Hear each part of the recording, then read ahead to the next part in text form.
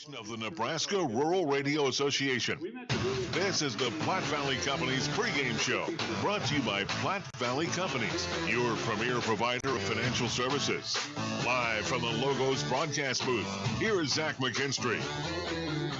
Welcome to the Platte Valley Bank pregame show. I'm Zach McKinstry alongside Derek Brown again as we get set to broadcast game one of the pregame set here at Oregon Trail Park Stadium against the Badlands Big Sticks. Welcome in as we come from the Pierre Trappers series, a two-game series which was split 1-1, and a good series. What did you like in that one, Derek? I really liked how our pitching evolved over the first series against Casper, especially being short-handed on the pitching staff. I thought we had a gritty win on Friday, but it was a close game on Saturday that could have went either way for both teams. Yeah, it was a good couple of games for the Pioneers after game one was a 14-5 win that didn't really indicate the score in that one. Went to the eighth inning all square at 4, but 18 more errors for the Pioneers, 14 total in that game, and in the latter stages, the Pios pulled away and ended up taking a 14-5 win. Dalton Frank 3 for 4 in that one, and then in game two, a 4-3 final after the Trappers ended up scoring the go-ahead run and an overturned call at first base, and a 1-2-3 top half of the ninth wrapped that one up to end the series split at 1-1. But we have a good one in store tonight between the Badlands Big Sticks, who are coming into this one 2-3, 2-1 on the road, and they've got a good pitcher in Joseph Harris, who we'll see trot out there in a little bit. And on the mound for the Pios, it's Carson Ohl, who we saw earlier this season. He went 3.1 innings, and in those 3.1 had 7 strikeouts. So excited to see him, and in talking with head coach Antonio Garcia, it seemed like he'd have some more extended time on the mound tonight. Yeah, Carson's a pitcher who likes to spot up his pitches. He's got a nice changeup, fastball, mid-80s, but definitely a high strikeout guy with his changeup, which moves a lot down in the zone towards right-handed hitters. So I'm excited to see how well Carson does. He's been sitting now for about a week, so should be pretty rested up. Plenty of rest for the starting man as he gets set to get going. When we come back from this quick break, we'll have our interview with head coach Antonio Garcia, and then after that, we'll have lineups and first pitch here at Oregon Trail Park Stadium. You're listening to the Platte Valley Bank pregame show on KNEB. Marker Ag has been providing consistent quality with the best and guaranteed nutrition from Purina and Lindner's Feeds. Our show feed brands have not only proven their quality through many local and national winners, but have also helped us to get to know you, the Valley's best and brightest. From those who are just starting to those who are looking to try something new, we have the experience and expertise to help you reach your goals for both commercial and show livestock. From the show ring to the sale ring, from the purple ribbons to the pastures, Marker Ag is run for you by people like you. We're located right next to El Chorrito, so stop in today so that we can get to know you better. At Monument Physical Therapy, their purpose is to find the root of your problem, not to chase your symptoms. Disc and nerve pain, sports and work injuries, musculoskeletal disorders, and dizziness or balance issues are all very common, but you don't need to live with them. Monument Physical Therapy uses the most current, evidence-based, and board-certified orthopedic standards of care. Don't let months go by before getting to the source of your pain. Call them today at 308-633-5361 or visit them on Facebook.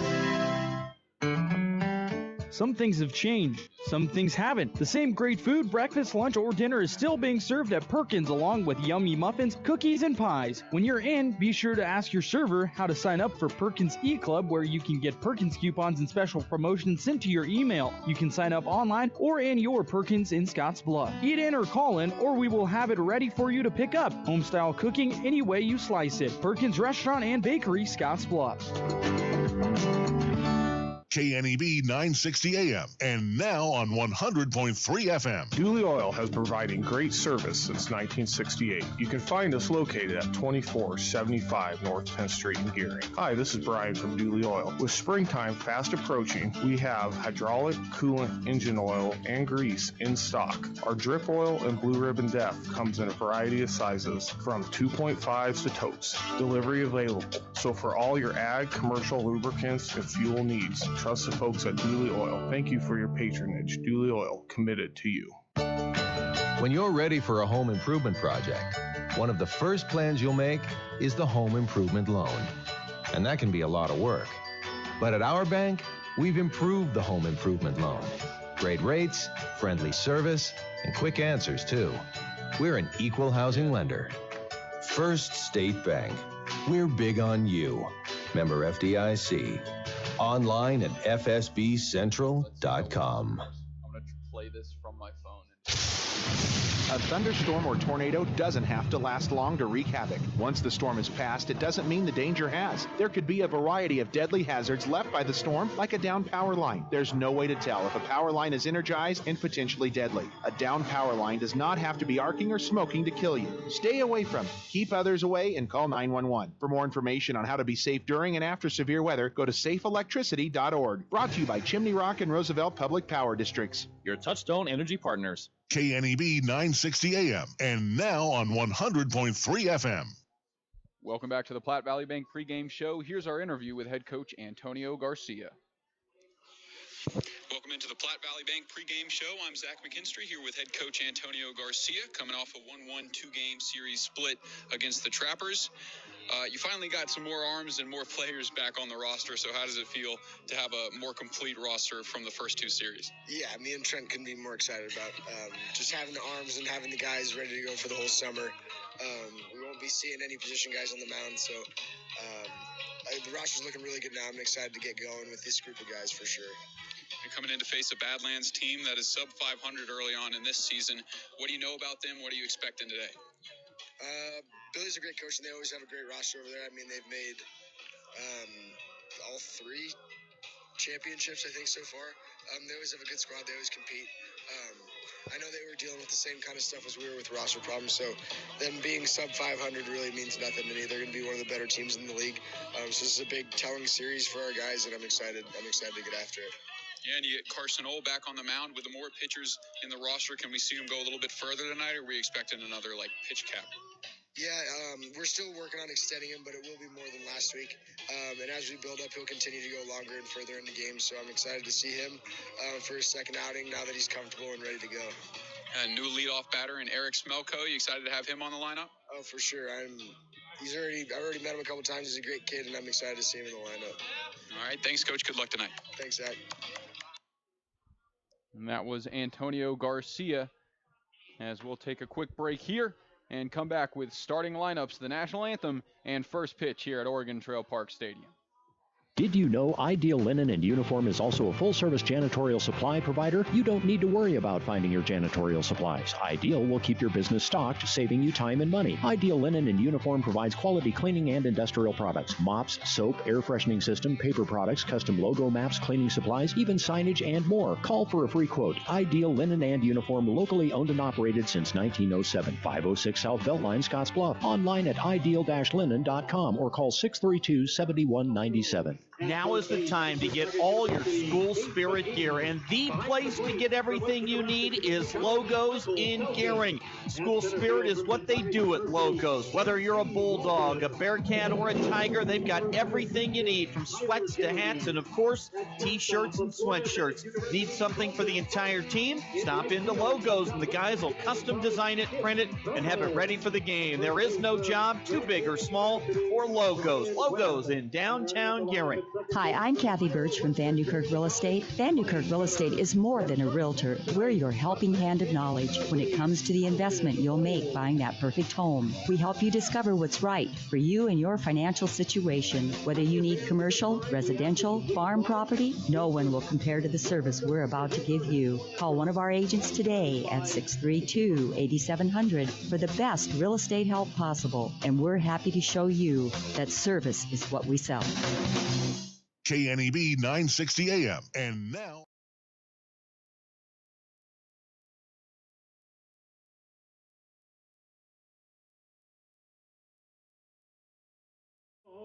Early light, what so proudly we hailed at the twilight's last gleaming, whose broad stripes and bright stars through the perilous fight o'er the ramparts we watched were so gallantly streaming, and the rocket's red glare, the bombs bursting in air,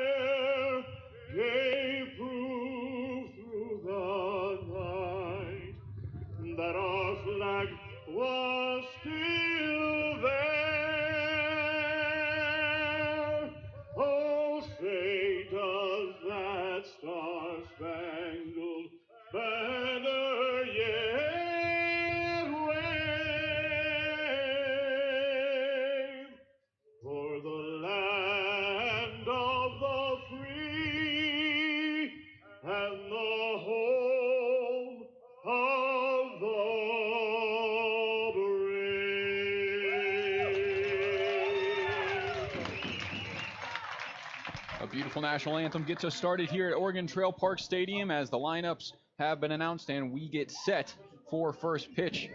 Batting for the Badlands Big Sticks today, it'll be Marcus Hughes leading off, the DH. Batting behind him in the 2-hole will be Joe Osborne in center field. He's the K-man for the night, so look for some cheers from the Pioneer faithful if he goes down on strikes. Wyatt Setian is short and he'll bat third after his home run in their last outing. Carson Lundmark will bat cleanup in left field, followed by Jacoby Smith, Cooper Sharon, Adam Sinden, Carson Backer, and to round out the order, it'll be backstop Ryan Stafford. On the mound for the Big Sticks will be Joseph Harris, and we'll have a little bit more on him later.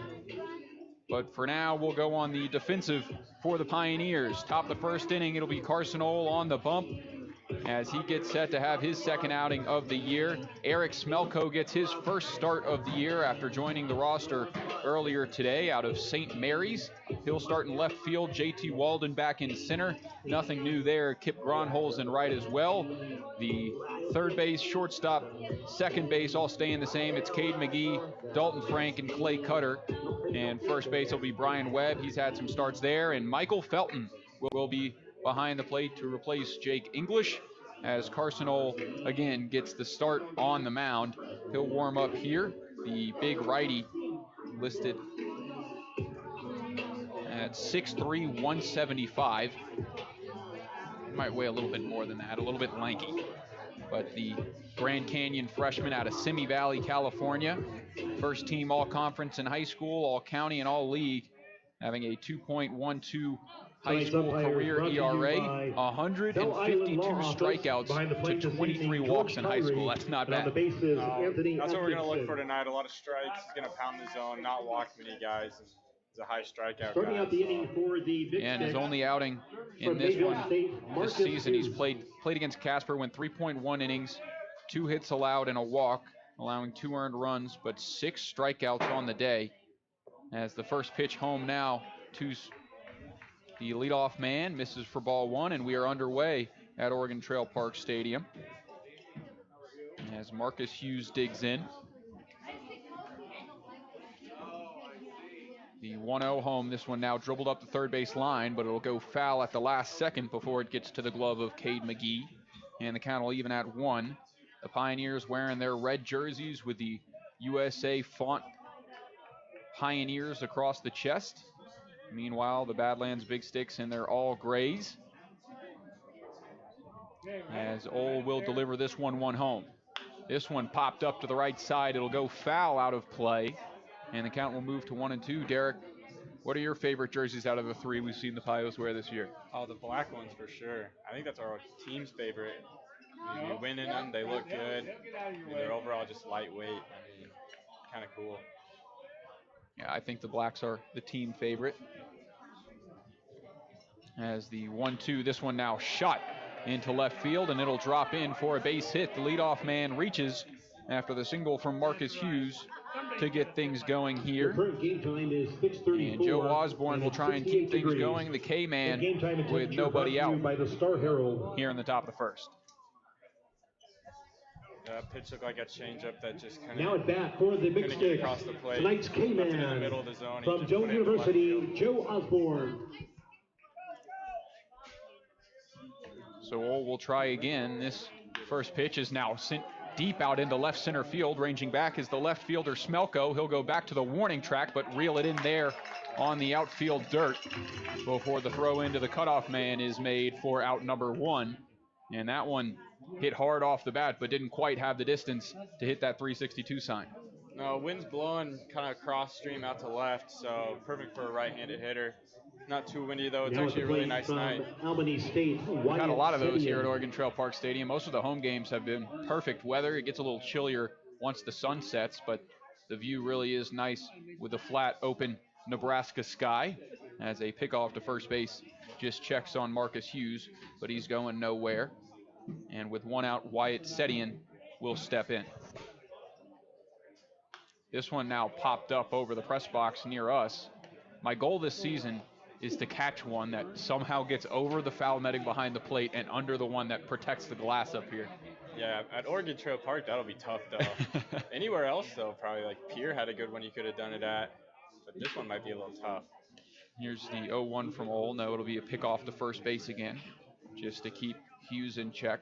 I have talked to one of the in-game announcers, Ryan Rubenstein, about catching a hot dog during the hot dog toss promotion, as this one's now fouled back towards us again for strike 2. Because I think that would be cool, just to film myself catching a hot dog from the press box. I think that's about as American baseball as you get. So yeah, I don't think any announcer's ever done that. I've never seen it, so it could be the first. Yeah, it'd be unique a little bit. So here's the 0-2 from Carson Ole. Runner goes. This one swung on and sent out into left field for Smelko. Runner will hold up right in front of the second base bag before trotting back to first. And back-to-back flyouts to Smelko and left. Put 2 out. Hughes on first for the cleanup man, Carson Lundmark. Yeah, Carson doing a good job pounding the zone early. I think so far he's only had 1 ball. That was the very first pitch of the game. Other than that, everything. I haven't really seen an off-speed pitch yet, though. Pretty much all fastballs so far. Maybe get a lefty up right now working that changeup. Yep. Maybe not trying to give away anything too early in this one, as the first pitch home is dribbled towards second base. Cutter Fields flips to his middle infield partner, Dalton Frank, and he'll reel it in for the 4-6 to get out number 3. So Carson Ole holds him scoreless in the top half, leaving a runner, Marcus Hughes, stranded at first, and the Pios come to bat in the bottom half. You're listening to Pios Baseball on KNEB. Now fans, please direct your attention to the campers behind home plate. WTT now has a Bank Shot game room dedicated to Bank Shot skill games. And better yet, they're open 24/7. Stop in, play, and you might be the next big winner. While you're there, fuel up the car, wash the car, get some pizza, ice cold drinks, or mini stack to choose from. There's no need to drive all over town. It's all here at WTT on the Beltline Highway. Open 24 hours a day, 7 days a week. WTT, your one-stop shop to make you a winner. He wins 10 more. What's your business plan to succeed in 2021 and beyond? This is Kevin Wolferton, Western States Bank Commercial and Ag Lender. Maybe it's a loan, a new business account, or just some business advice. Western States Bank is here to help you analyze the best options for your future. We have navigated the past year right alongside of you. Together, let's keep moving forward. Contact me today. Western States Bank, better together, member FDIC, NMLS number 938183. Imagine internet Wi-Fi that works, no matter how many people are connected or where you are in your home. Now, you don't have to imagine. The Allo Blast is here. With the latest Wi-Fi 6 technology, the Allo Blast makes your internet Wi-Fi go further, faster, and more reliable. Give your Wi-Fi a blast. Visit allofiber.com/blast to switch today. KNEB 960 AM and now on 100.3 FM. Back now at Oregon Trail Park Stadium for the bottom of the first inning as Joseph Harris steps on the mound and the 5'11", 228 righty gets his warm-ups in. What do you see from him here early on, Derek? Yeah, he looks like a big kid, but his fastball looks 83, 85, mid-eights. I haven't seen an off-speed from him yet. I think he threw a changeup in the dirt. Didn't look like it moved a lot. But it looks like a guy who likes to hit spots, so hopefully the Pios can jump on that early and put their barrels to the ball and score a couple runs early. Hey, he has some good playing time at the University of Colorado Springs. In the 2020 season, he appeared in the 3 games in the shortened COVID campaign, allowed 3 earned runs in 3.1 innings of work. And so far in 2021, upped that rate a lot. 16.1 innings of work, a 4.96 ERA, allowing 9 earned runs. Leading off the bottom of the first for your Western Nebraska Pioneers from St. Mary's College. Most impressive thing on that stat line, 13 strikeouts compared to the 2 walks, so another strikeout type pitcher. As the first pitch home now to Eric Smelko is in there for strike 1. As Smelko shows bunt but pulls back. I don't feel like this guy's going to walk a lot of people tonight.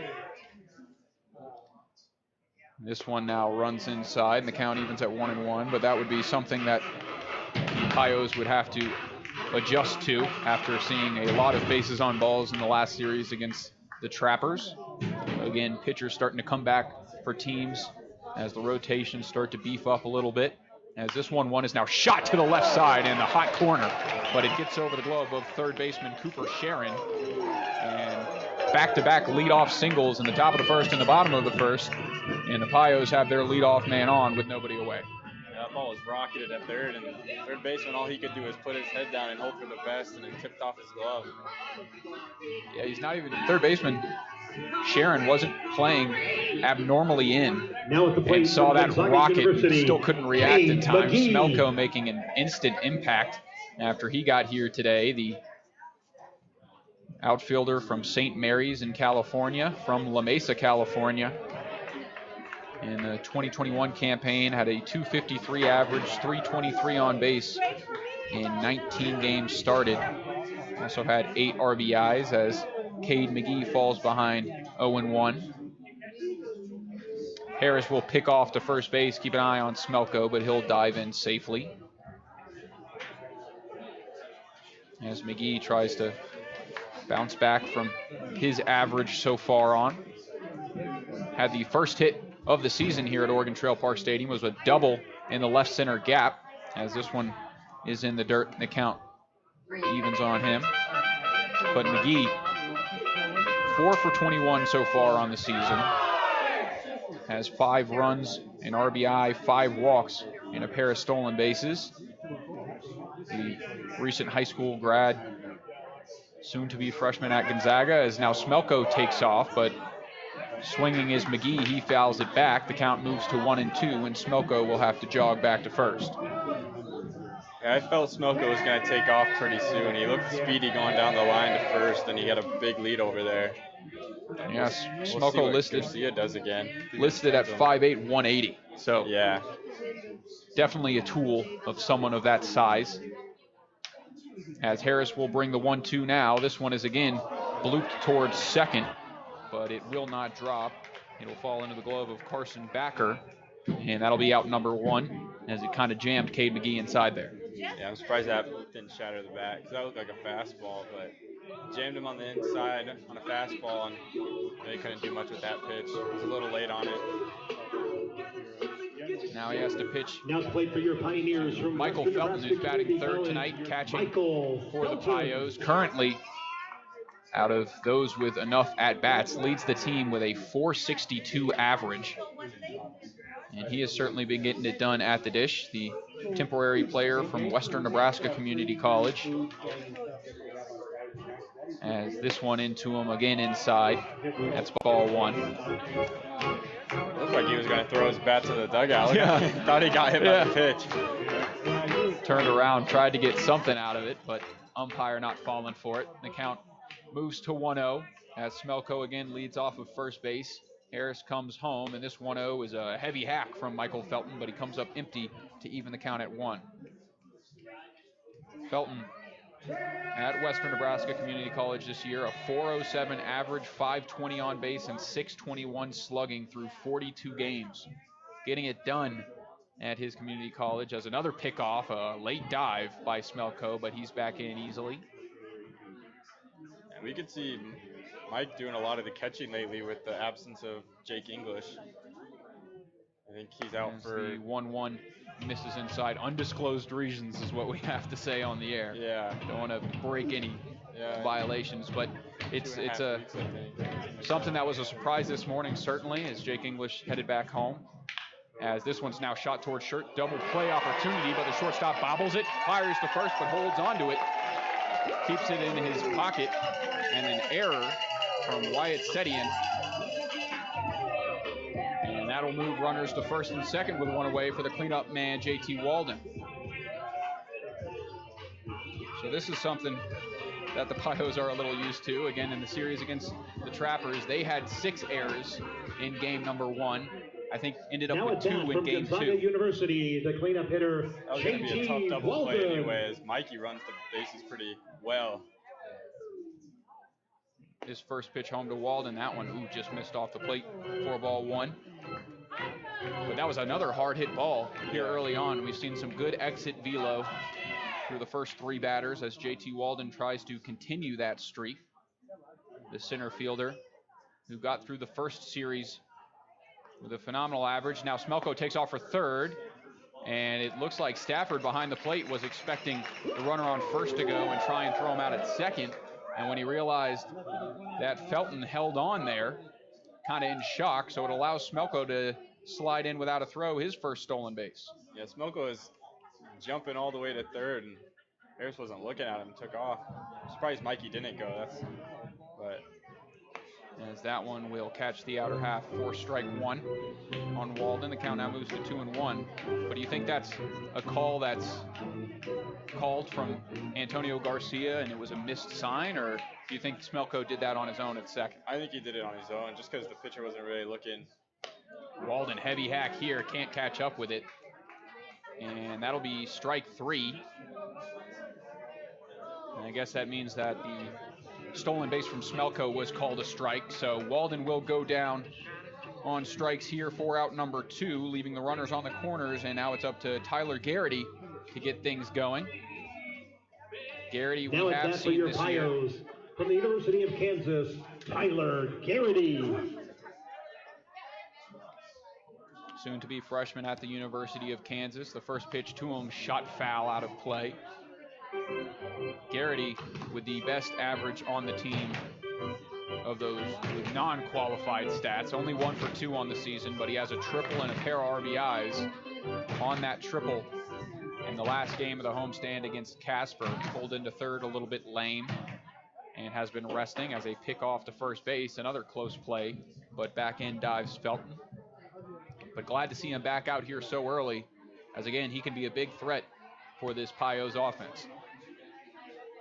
Yeah, definitely. He's got a nice swing, a lot of power. This one chopped towards short, a throw to second base without a slide from Felton is in time, so that'll be out number 3. The Pios leave runners stranded on the corners, and they come scoreless as we head to the top of the second inning. All squared 0. You're listening to Pios Baseball on KNEB. Recent moisture has weeds off to a great start in area corn and beet fields. Studies show early weed pressure is one of the greatest detriments to yield in all growing crops. Protect your investment by contacting Westco and developing a weed control program that best fits your operation. Your Westco sales agronomist will help you determine the best options for your crop and set up timely application. Westco has the products, the equipment, and the knowledge to meet your crop needs. Call one of our 6 locations in the Wyobraska area today. Westco, service, solutions, success. Cahoy Pump Service would like to announce the opening of their offices in Gering, Nebraska and Cheyenne, Wyoming. Cahoy Pump Service has been engaged in well water industry for over 100 years. Cahoy Pump Service specializes in all groundwater applications, including drilling, line shaft turbine pumps, submersibles, and all surface water ditch pumps. Cahoy Pump Service can provide pump efficiency reports, maintenance tests, and they have a downhole inspection camera. Stop in to see their full inventory on 10th Street in Gering or call 308-633-6554. Remember, when quality counts, count on Cahoy. Some things have changed, some things haven't. The same great food, breakfast, lunch, or dinner is still being served at Perkins, along with yummy muffins, cookies, and pies. When you're in, be sure to ask your server how to sign up for Perkins E-Club, where you can get Perkins coupons and special promotions sent to your email. You can sign up online or in your Perkins in Scottsbluff. Eat in or call in, or we will have it ready for you to pick up. Home-style cooking any way you slice it. Perkins Restaurant and Bakery, Scottsbluff. KNEB 960 AM, and now on 100.3 FM. And we are back here at Oregon Trail Park Stadium for the top of inning number 2, as Carson Ohl will head back out there after the leadoff single, followed by 1-2-3 in the 2-3-4 spot. And that'll bring up the 5th hitter, Jacoby Smith, to get things going for the Big Sticks. Leading off the top of the second for the Big Sticks.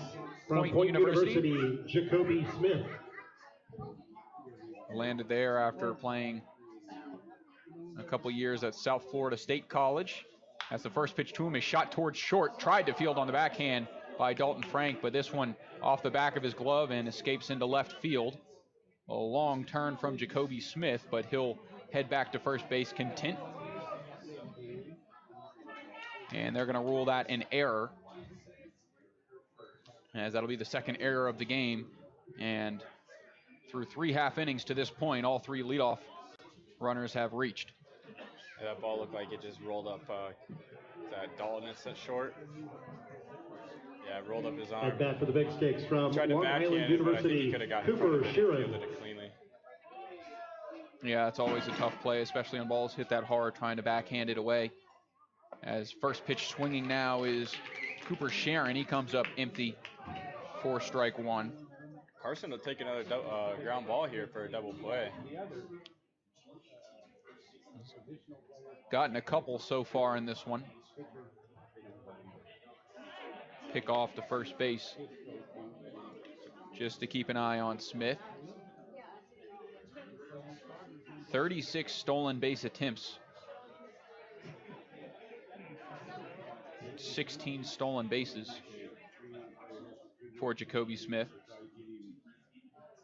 at Point University. So he likes to run, as this one's fouled back and the count goes to 0-2 now.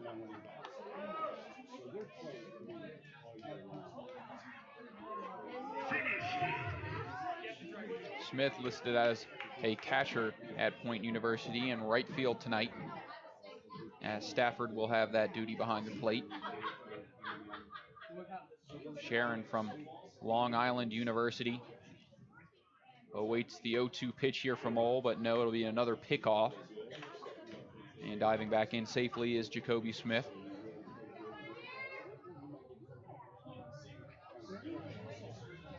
Sharon, formerly of South Mountain Community College, awaits this 0-2. That one, outer half, got it on the outside black. Nice pitch from Carson Ole to get Sharon looking for out number one. I couldn't really tell what that pitch was. It kind of ran back in. Kind of might have been a two-seam changeup type, but that was perfect spot-up pitch by Carson. Yeah, certainly caught Sharon off guard, as kind of buckled him and left him watching that one just paint the outer half. Now at bat from Mayville State. So Sinden steps in, a big out number one, leaving Smith on first base and allowing a double play to end this inning, as the first baseman awaits this one. Pick off to first in the dirt, but picked by Brian Webb over there. Definitely keeping him honest. I don't think he'll be running, though. Mikey has a pretty good arm back there. This one now hit sharply towards short again into Dalton Frank. He flips to second for one. The throw to first in time. They do get the double play. Frank bobbled it off the get-go, but he fields it, and they turn the 6-4-3 to wrap up this top of the second. So Carson Ole rolling efficiently as we head to the bottom of the second. All square at 0. You're listening to Pios Baseball on KNEB. And now, fans, please direct your attention Oh, that's the sound of someone at Papa Murphy's using fresh ingredients to make your pizza.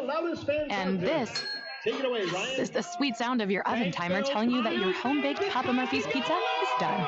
Because at Papa Murphy's, we believe that Tuesday deserves something different, like your new way of telling your family pizza is ready. Okay. Every Tuesday, get any large pizza for just $10. Papa Murphy's. Change the way we pizza.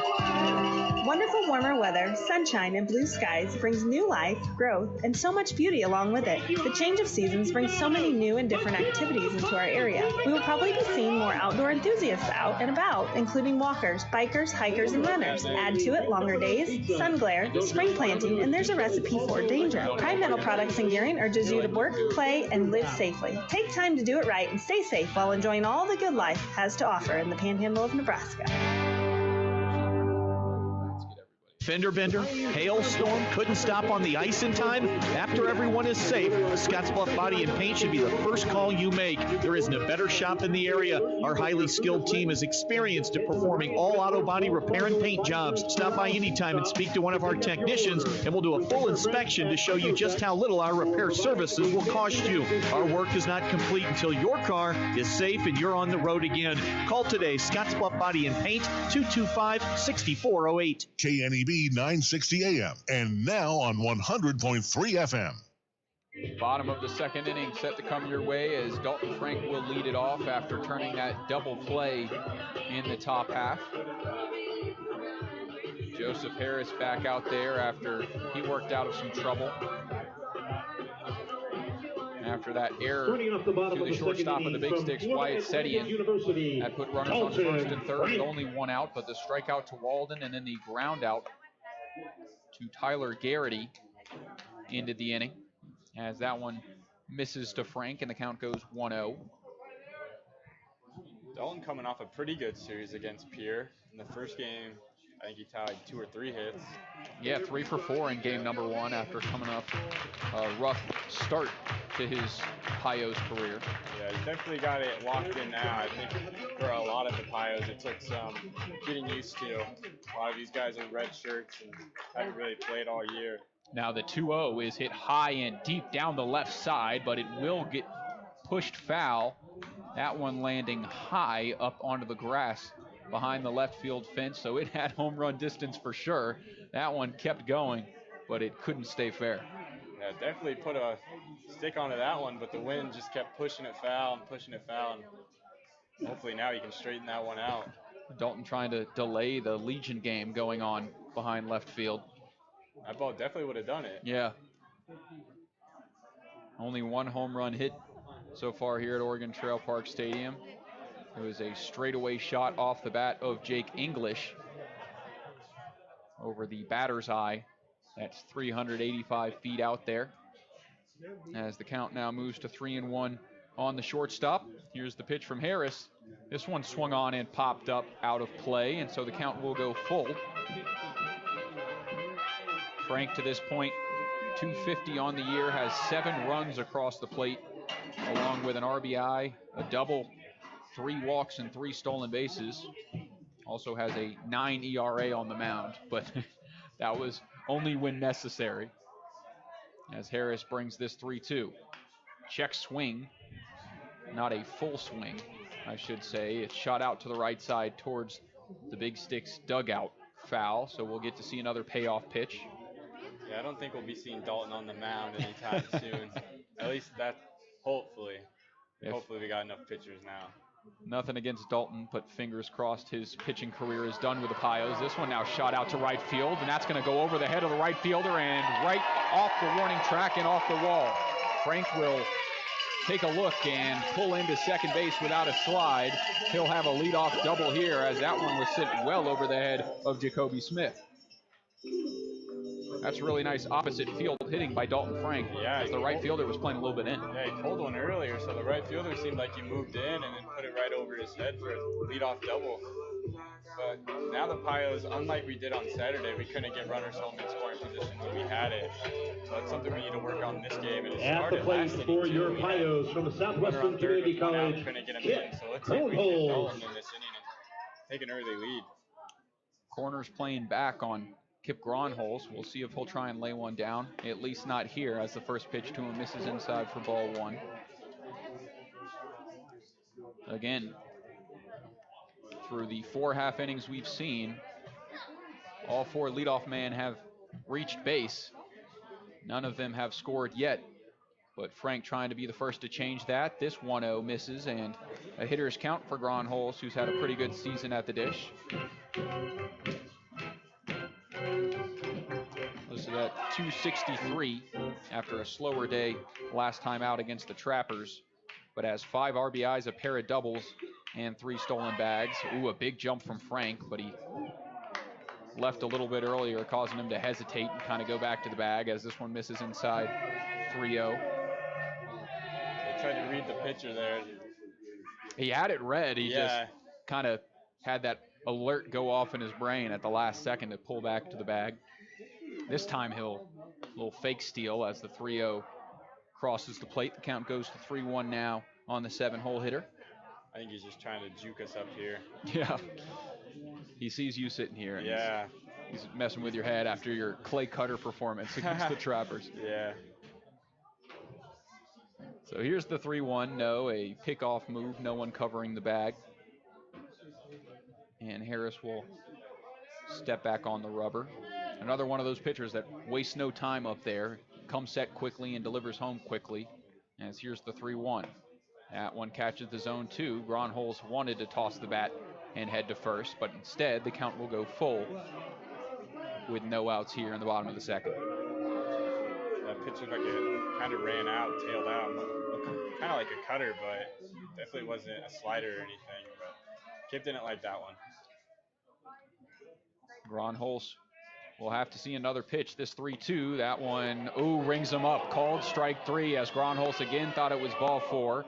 I'm sure he'll have some words for the home plate umpire. Tosses his hands up, but we'll head back to the dugout to the dismay of the fans in attendance, and I'm sure to Gronholz, as that'll be out number 1. Good job by Harris battling back from 3-0. Yeah, we saw it in the at-bat against JT Walden, getting that strikeout in a tough situation with runners on the corners, and here he does it again early on with a runner in scoring position, nobody out, chance for a dangerous inning, and he gets it done. So it's Brian Webb's turn. He tries to pick up his teammate who just went down on strikes as the first pitch he sees misses for ball 1. And the lefty awaits Harris's 1-0. This one now shot up the middle off Harris's glove and into center field. Rounding third and coming home to score is Dalton Frank, and Brian Webb with an RBI single gets things going at Oregon Trail Park Stadium as the Pios lead 1-0. That's a good piece of hitting by Brian. That was well done by the man out of Grand Canyon University, watching his team make regionals. But Brian Webb getting some time on the mound as a left-handed pitcher, and at the plate he's doing pretty well. And that's number 29. Now at bat from Iowa Western picks up his second hit of the season, his third RBI. And he puts the Pios on top here early. First pitch home to the 9-hole hitter, and a teammate of yours at Iowa Western, Clay Cutter, is in there for strike 1. If he gets on base, is he stealing today? Probably. All right, that's his call. So if he has no stolen bases, you'll be 0 for 2. So keep that in mind. Yeah. You've locked yourself in. It's too late now. Cutter always finds new ways to surprise me. That one misses, and the count evens at 1 apiece with 1 out here. Webb leads off of first base. This one now shot towards short. Long run for the shortstop. He fires to second for 1. The throw to first, not in time. That's nice hustle from Cutter. Beats it out. 2 outs now, puts Cutter on first base for the top of the order in Smelko, who had a single in his first AB. And we'll see if Cutter tries to get himself in scoring position. It was a tough double play. Shortstop was playing double play depth and had to move over to the hole. Cutter, I guess, has good speed now. Beat that one out. Nice hustle to beat it out. To the top of the order for the Pios from St. Mary's College, Eric Smelko. Smelko will be up at the dish. But another one of those plays where Setian had to range far to his right side and didn't field it on the backhand, got it on his non-throwing leg, shot it to second base.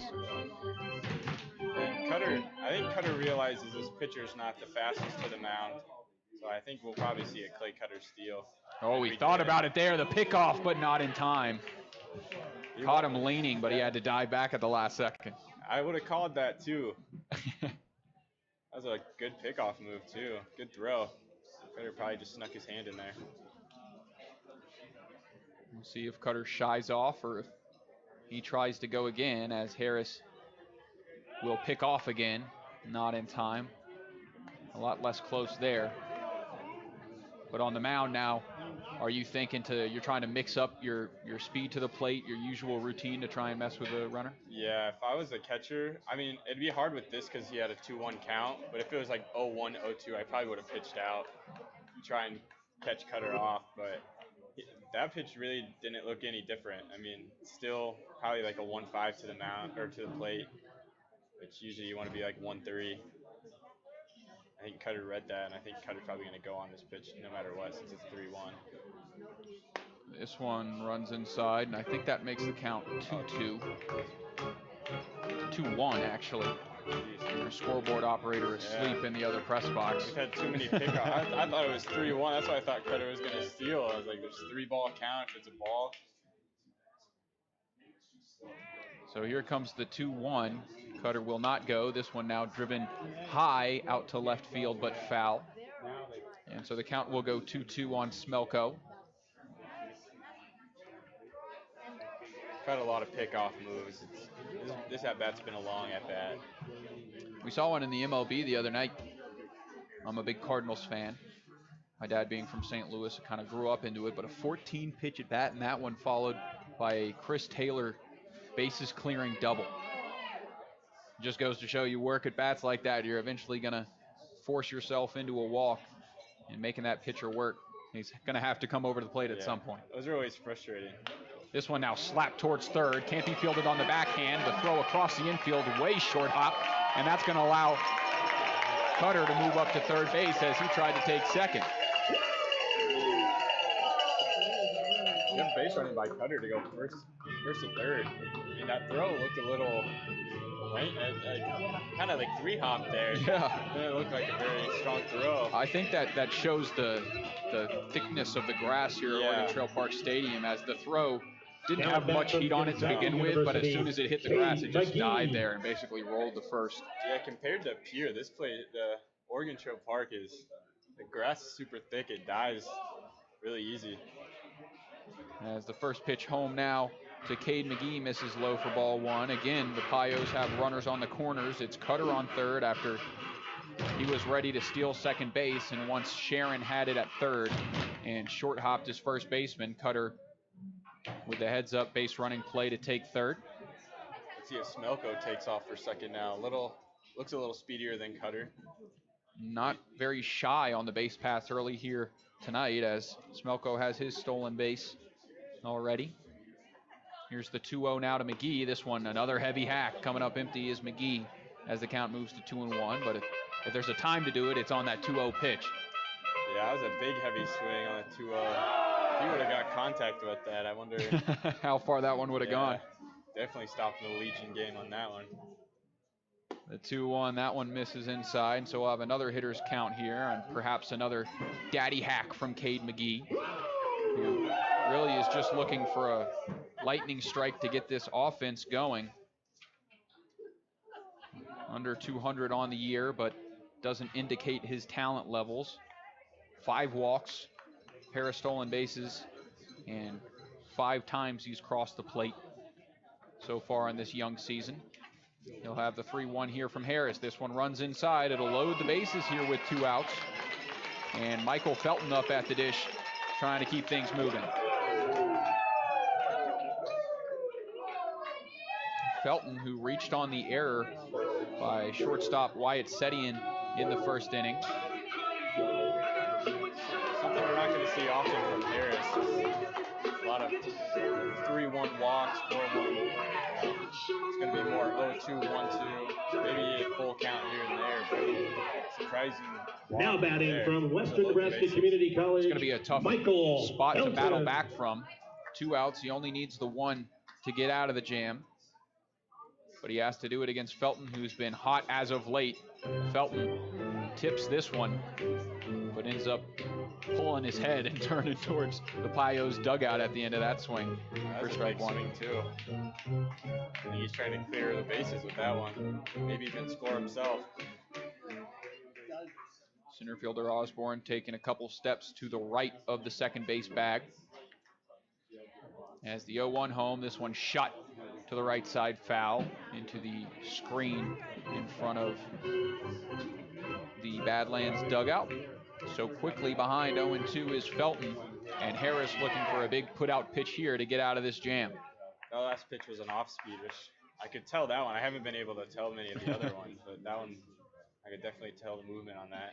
Being ahead 0-2 can go anywhere here. This one, nice pitch. That one swung on and missed, tipped into the mitt of Stafford, and that'll wrap up this bottom of the second inning. So the Pios leave the bases loaded, but they do put up 1 run on the RBI single off the bat of Brian Webb, and we head to the top of the third with the Pios on top, 1-0. You're listening to Western Nebraska Pioneers Baseball on KNEB. Hi, I'm Kathy Birch from Van Newkirk Real Estate. Van Newkirk Real Estate is more than a realtor. We're your helping hand of knowledge when it comes to the investment you'll make buying that perfect home. We help you discover what's right for you and your financial situation. Whether you need commercial, residential, farm property, no one will compare to the service we're about to give you. Call one of our agents today at 632-8700 for the best real estate help possible. And we're happy to show you that service is what we sell. The new Samsung Galaxy S20 FE is built for life. Your eyes will adore the velvety smooth Infinity display. Your on-the-go lifestyle will appreciate the big all-day battery. Your inner photographer will shine using the pro-grade triple lens camera with huge zoom and handy night mode. Get yours up to $500 off with trade on the network that was built for you, with 3 times more towers and better coverage and service than the other guys. Join the Viero family today. At Wells Fargo Advisors, we build our firm around a deep respect for planning. Our commitment to helping you plan effectively, invest wisely, and map a realistic course to your future is nowhere more evident than our Envision planning process. Put the process to work for you. We'll be with you every step of the way. For more information, call Ryan Windhorst, Senior Vice President of Investments, today at 632-7561. That's 632-7561. KNEB 960 AM and now on 100.3 FM. Carson Ohl set for inning number 3 of work as he heads back out there to face 8-9-1 in the Badlands order. He'll start by facing the second baseman Carson Backer to get things going. Got the double play to wrap up the top of the second. And then after the leadoff single in the top of the first, got the next 3 batters, 2 flyouts and a ground out to wrap that one up. Only 1 strikeout so far today from Ohl after his nice 6K performance in his first outing. That one floats into the zone. At bat for the get this inning underway with strike number 1. That pitch looked like a changeup. I could see it kind of run back in. Comes back with a fastball, and this one just a piece at the plate from Backer, and he'll quickly fall behind 0-2. So in the mind of Carson Ohl, you're 0-2. Watch the change-up and then couldn't hit the fastball. What do you come back with? If I was Carson, I'd go change-up here. That's his best pitch. And that one, like fastball high. Move the count to 1-2, but still ahead in the count, can come back to it here. And the fastball up's not a bad on 0-2 because fastballs above the hands are hard for hitters to get timing on because they look a lot harder.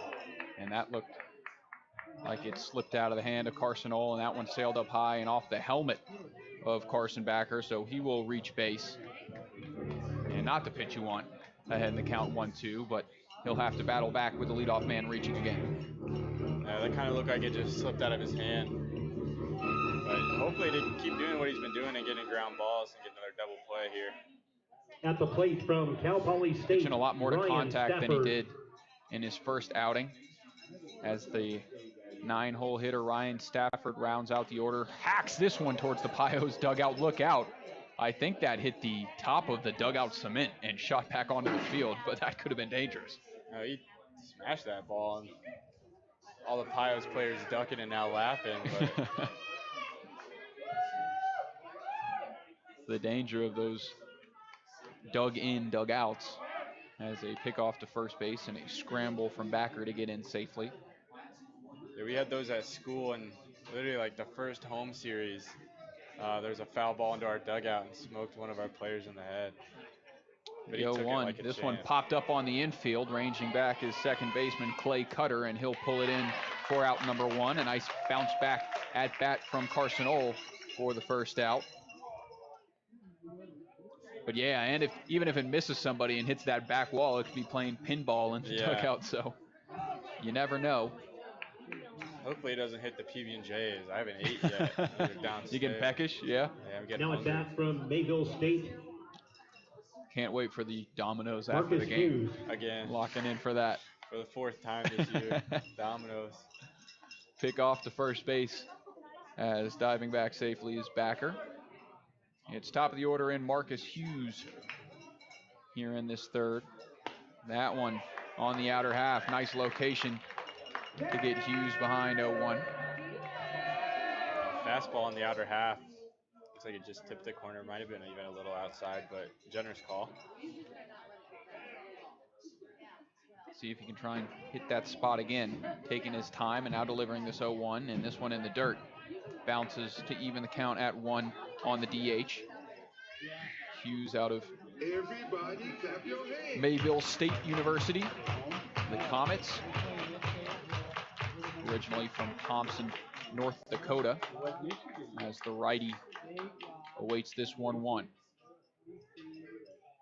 This one now sent out into center field. It's going to send Walden back, but he pulls in front of the track and basking in the sun makes the catch for out number 2. The balls up here look like they're hit way farther. Yeah, I thought JT was going to have to run back for that one and literally just stood still, kind of. Now at bat for the Big Sticks, tonight's got good sound off the bat as well. Yeah. Sounded like it was going to go a little bit further, but remember, every time Joe strikes just out under tonight, it was it's Hughes. half-price beer The and wind cooked kind of products died down a till little the bit. end of the inning. Blowing a little, but not as hard as it was before earlier in the game. Yeah, this is one of the less windy nights we've had at Oregon Trail Park Stadium. Feels good out. At least to this point. We'll see if once the sun set it starts to pick up. As first pitch home and off speed, which drops in for strike 1. It's supposed to be getting warmer here in this week, though. I think I saw 95 on Friday. Excited? I mean, we'll be in Montana, so hopefully it's not like 44 and 95 here. I wouldn't be excited. I might ask Tony if I can stay home. Here's the 0-1 from Ole. This one, jam shot sent foul out of play. And the K-man, Joe Osborne, falls behind 0-2.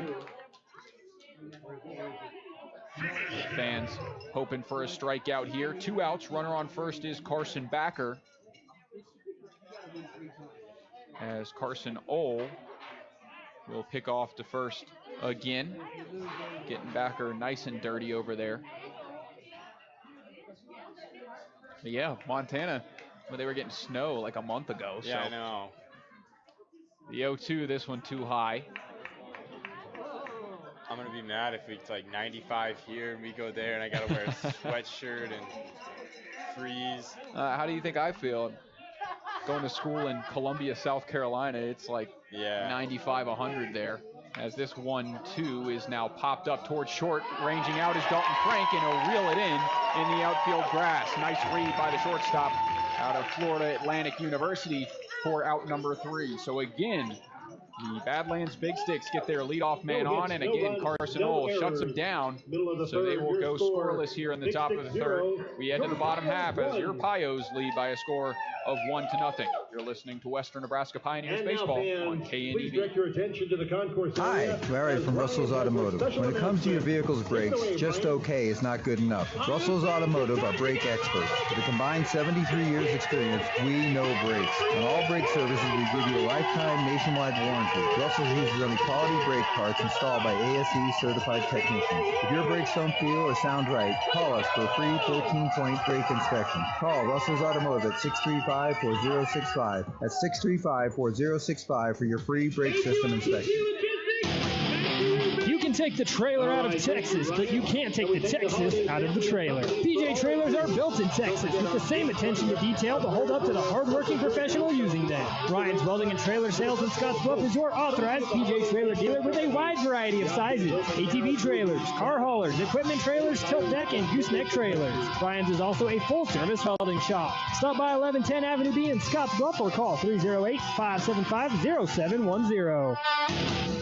Embroidery. Scottsbluff's screen printing and embroidery. We love embroidery. And now that we have a new machine, we love it even more. Stop in today and let Nikki show off your logo. With our new state-of-the-art machine, we can make any logo or design look amazing. And for a limited time, we are offering free setup fees for any new logo with a minimum of 12 items ordered. Stop in today and let us show off you. Come see us today at Scottsbluff Screen Printing and Embroidery, 1813 Broadway, downtown Scottsbluff.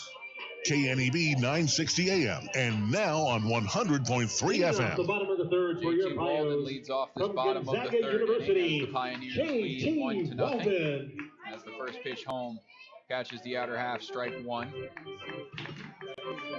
Pioneers to this point 1 run on 3 hits, 1 error.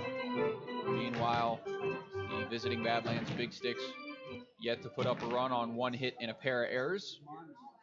Harris remains out there on the mound as his 0-1 home runs inside to even it at 1. Both pitchers doing a really good job of pounding the zone and conserving their pitch counts. 4 hits in total, only 1 run. Yeah, we've been flying along here early, knock on wood. Yeah, maybe both these pitchers will go pretty deep into the game.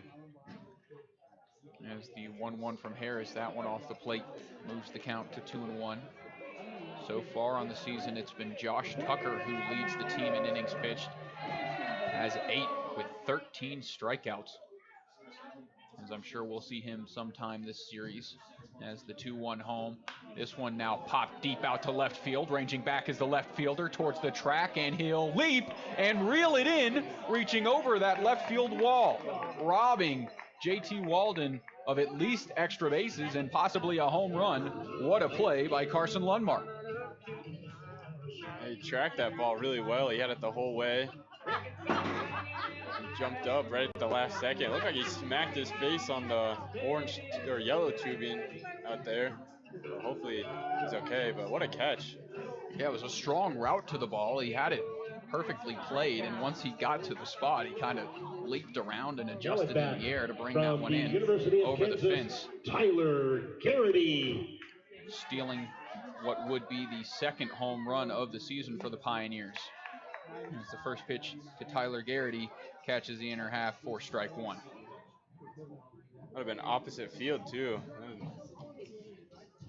Yeah, I'm excited to see how JT Walden progresses after seeing him in the home run derby early in the season. This one now hit to third, stabbed by Sharon, but the throw high. Did the first baseman reel it in? No. He caught it but couldn't get back to the bag, and that's going to bring in the coach for an argument. I like that call.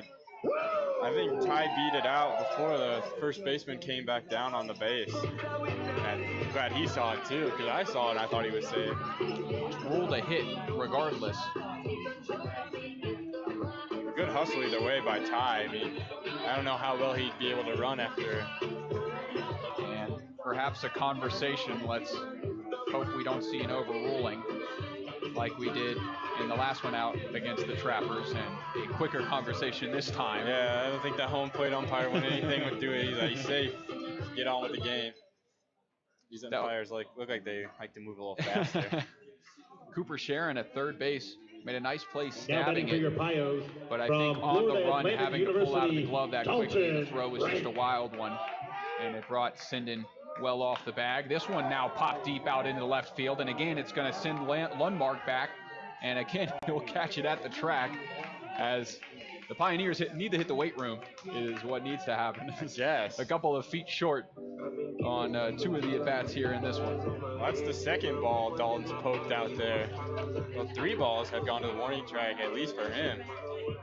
Just can't seem to get it over. They're getting good contact on Joe Harris here early. Now batting from Southwestern Community College. But haven't gotten the perfect barrel yet to send it over the wall. And I'm sure that's going to leave some frustrated hitters in the dugout. As the first pitch now to Kip Gronholz misses low for ball 1. I think we're all going to go to the weight room after tonight's game. Get some reps in. Yeah, especially for tomorrow. Need to hit at least 4 homers tomorrow. Yeah.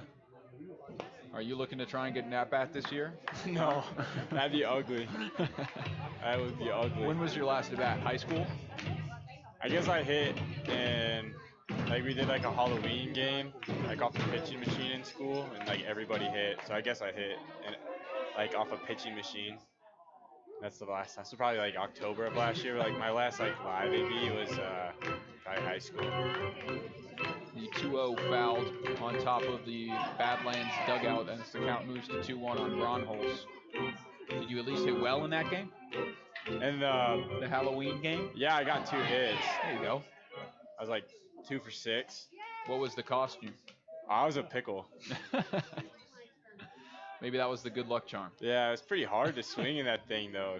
My arms felt like restricted. You figured it out some way or another. Yeah, my first AB was so bad. I was like, oh, I haven't picked up a bat in it seems like forever, and I was so late on it. Like I struck out to a pitching machine. The 2-1, this one inside and tipped by Gronholz, but the count will move to 2-2. Deuce is wild here with 2 outs and the runner on first base in Tyler Garrity. Harris again trying to leave a runner stranded as he'll deliver this 2-2. This one dribbled towards second base. a low hop, and it's going to get by the second baseman, and it's going to send Garrity up to third base. That was a weird bounce as it hit the dirt and just died.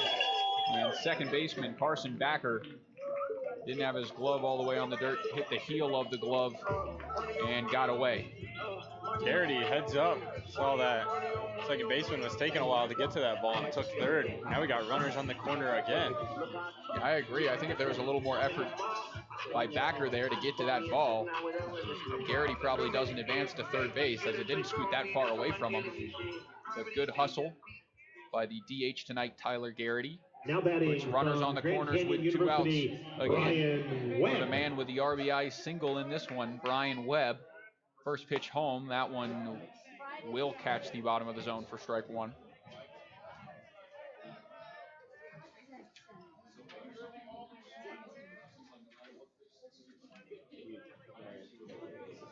Freshman Brian Webb watches this one come inside, but a nice block behind the plate by Stafford to prevent it from going back to the backstop. As the count evens up at 1. That kind of looked like a back foot slider that didn't really move a lot, and Pios can't catch a break and get a pass ball. Yeah, and the righty-lefty matchup, that slider cutting in on Brian Webb. As this 1-1 will catch the zone, the count moves now to 1-2. Harris is about to get out of one pitch away from getting out of another jam. Yeah, he's left 4 runners on through 2 innings, and a chance to leave 6 on through 3, unless Brian Webb has something to say about it. And this swing on the outer half comes up empty. A big strikeout from Joe Harris again leaves runners stranded. And we head now to the top of the 4th inning. Pios still on top by a score of 1-0. You're listening to Pios Baseball on KNEB. Derek, thanks for spending some time with me up here. Of course. Thanks for having me. Please direct your Back attention next to inning first base. with a new Pios Derek broadcaster in the today's Coca-Cola mascot race. Amy is trying the new BLT Junior wrap from Runza. You will never guess all the good stuff they've got in here. They've got bacon. Well, yeah, it's a BLT. They've also got lettuce. Yep, the L in BLT. And even, you'll never guess. Tomatoes? It's a BLT. You're good. So is the new BLT Junior wrap at Runza. Come see for yourself. Because from the way we make it to the way it makes you feel, Runza makes it all better. Make your summer more rewarding with a Visa Rewards credit card from Platte Valley Bank. Earning 1% cash back on purchases means more ice cream, flip-flops, sunscreen, pool floaties, or whatever you need to make your summer a little cooler. With no annual fee, no balance transfer fee, and the security of having your local bank behind you, a Platte Valley Bank Visa Rewards credit card just makes sense for you this summer and for many summers to come. Apply online today at www.pvbank.com. Platte Valley Bank member FDIC. Subject to credit approval. Certain restrictions may apply. Regional West Rehab Center offers complete therapy for patients after injury or surgery, or for those with chronic conditions. We use a team approach, keeping in contact with physicians, nurses, caseworkers, and other therapists for a seamless level of care. Because we're a full-service rehab center, we provide coordinated care, which means our patients can receive multiple therapies during each visit. Call 308-630-1355 to schedule an appointment. Regional West Rehab Center. KNEB 960 AM and now on 100.3 FM. Leading off the top of the half for the Big Sticks of this 4th inning. As Carson Ohl comes back Albany out. State, Wyatt Setien. First pitch in there for a strike as the PA announcer blares on. And a new color commentator up here. How we doing? We're doing all right. We're doing all right. Get a break from the dugout as this one's fouled back. And the count goes to 0-2. Yeah, nice little view from up here. Yeah, it's nice to get a little breeze high up. Get to see some good Pios baseball. Absolutely, even better when we're up 1-0. Yeah, a couple of early on. As this 0-2 called strike 3, Carson Ohl hits the outer half and starts this top of the 4th with a looking K on the cleanup man for out number 1. But what I was telling Derek earlier is you guys might have to hit the weight room and get the bats going a couple extra feet. So there were a couple cheers I heard from the dugout telling them to get in there. You'd think with the wind helping them, they wouldn't need it, but from Spokane Community College, Carson Lundmark. Lundmark digs in as the first pitch from Ole in there for strike one. You got to talk to Carson Ole a lot so far? Yeah, Carson seems like he's a pretty good guy. He had a redshirt year down at GCU, and here just ready to get innings. This one now shot up the middle for a base knock. Lundmark will reach on the single with one out. Bringing up Jacoby Smith, the right fielder. Carson should have a pretty good summer if he keeps starting guys 0-1 and getting ahead like he has. Yeah, it was interesting seeing him in the first start. More of a strikeout guy, 3.1 innings of work and had 6 Ks. And so far tonight, he's been getting the ground ball contact with the double play, a couple ground balls as he looks for another here. First pitch home on the outer half. There he is, getting 0-1. He's been getting that pitch all night, too, on that outside black. It's working as Smith falls behind.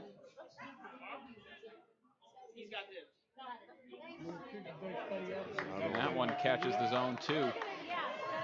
And the pitch location working for Carson Ole here early on. He's ahead of Jacoby Smith, 0-2. Lundmark leads off of first with one away.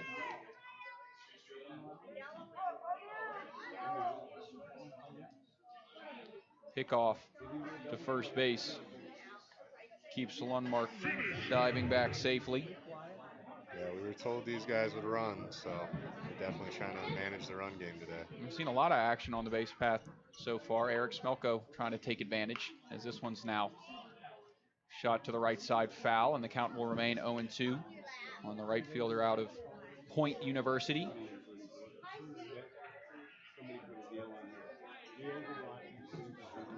Been told that Michael Felton has a pretty good arm behind the plate. Yeah, that he does. So we'll see if anything happens on the base path. Not on this pitch at least, as that one misses high and the count moves to 1-2. 1-2 though. It's a good pitch to run on. We'll see if we get some action here. What do you think Carson's going to go with here? I don't know. He's probably going to go back to that breaking ball he's been using today. Hopefully get a swing in this or another ground ball. This one a fastball. It is a ground ball up the middle. A tough play, and it's going to hop through into center field and allow Lundmark to advance up to third base. So the high chopping hit off the bat of Jacoby Smith down in the count 1-2 puts runners on the corners with one out. Carson is going to have to face his first jam of the day. Let's see if he can work out with another double play ball. He'll face Cooper Sharon, who struck out looking in his only at bat tonight. Sharon out of Long Island University. Now at bat from Long Island University. Interesting fact, Cooper Sharon actually hit the first home run in Pioneers history at Casper in 2018. Huh. This one now shot, a double play opportunity, stabbed by Cutter. The throw from Frank, can it be picked? It can! What a play by the middle infield. Clay Cutter and Dalton Frank turn the double play, they get it. And Carson Ole does escape the jam to the applause of the fans in attendance. So again, the Badlands Big Sticks goes scoreless in the top of the fourth. We head to the bottom half. Pios still out on top 1-0. You're listening to Pioneers Baseball on KNEB. Please direct your attention to Ryan with today's... The renters moved out, and the house doesn't look exactly like it did when they moved in. Landlords and realtors call Bluffs Facility Solutions. Let our team of cleaning professionals get the house ready to be rented again. No job is too big or too small. Weekly, bi-weekly, monthly, or one-time jobs are available. Using the best products and equipment, including our truck-mounted professional steam cleaning for carpet, upholstery, tile, or grout. Let us do the cleaning. Now part of the Ideal Linen family. Bluffs Facility Solutions, 632-7197. Behind every farm and ranch is a family. At J.G. Elliott Insurance Center, we treat all our clients like family. I'm Lex Larson, Farm and Ranch Insurance Producer. Together, we will work side by side to get to know you and your operation. We can provide comprehensive coverage for your farm, ranch, machinery, livestock, and so much more. The right insurance can help protect your family, your future, and keep your operation running in every season. Give me a call at 308-635-2023 or stop by our office in Scottsbluff. J.G. Elliott Insurance Center, a Platte Valley company. Now is the time to get all your school spirit gear, and the place to get everything you need is Logos in Gering.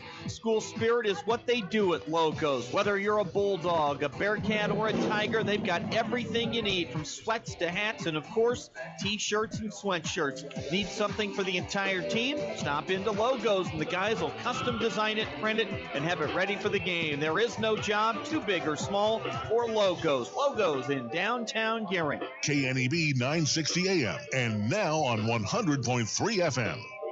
So the second baseman off the bottom of the fourth that was started that big double play to get Carson Ohl out of the jam in the top half.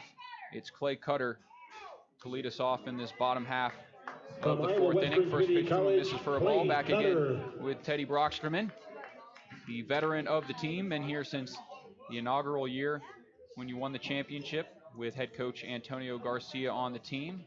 As the check swing did not go from Cutter, he'll have a hitter's count here, 2-0.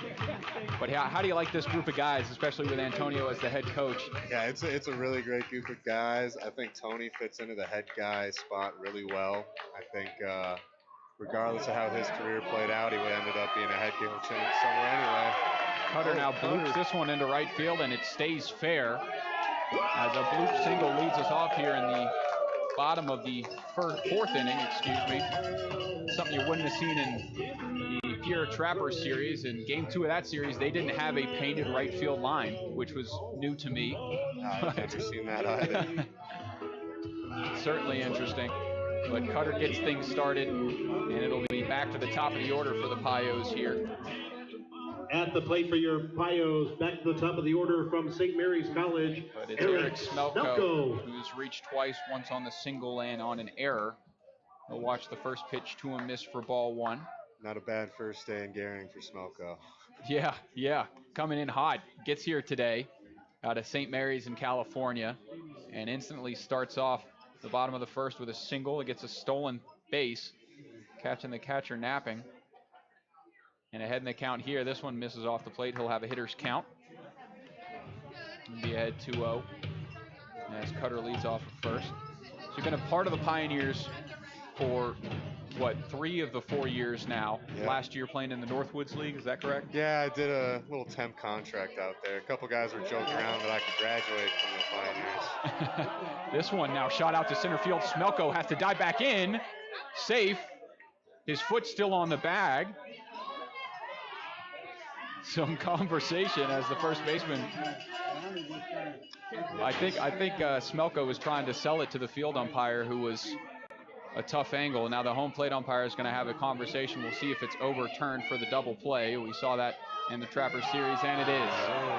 So that's the second straight game in which a call has been overturned by the home plate umpire. You can argue that he has the better angle. But again, you don't see that often where it's instantly overturned like that. Head coach Antonio Garcia not happy. It's interesting here. I'm wondering if the home plate umpire is saying that he saw the throw beat him, or if that he came off and was tagged. From our viewing point, it looked like when Cutter slid back into first base, he might have come off the bag a little bit. But it'd still be a force plate. Have to put the tag on him. That was interesting. Exactly. Now at the plate from Gonzaga University. So never without controversy here. Never easy, but never a doubt. As that's now 2 outs on the 8-3 double play.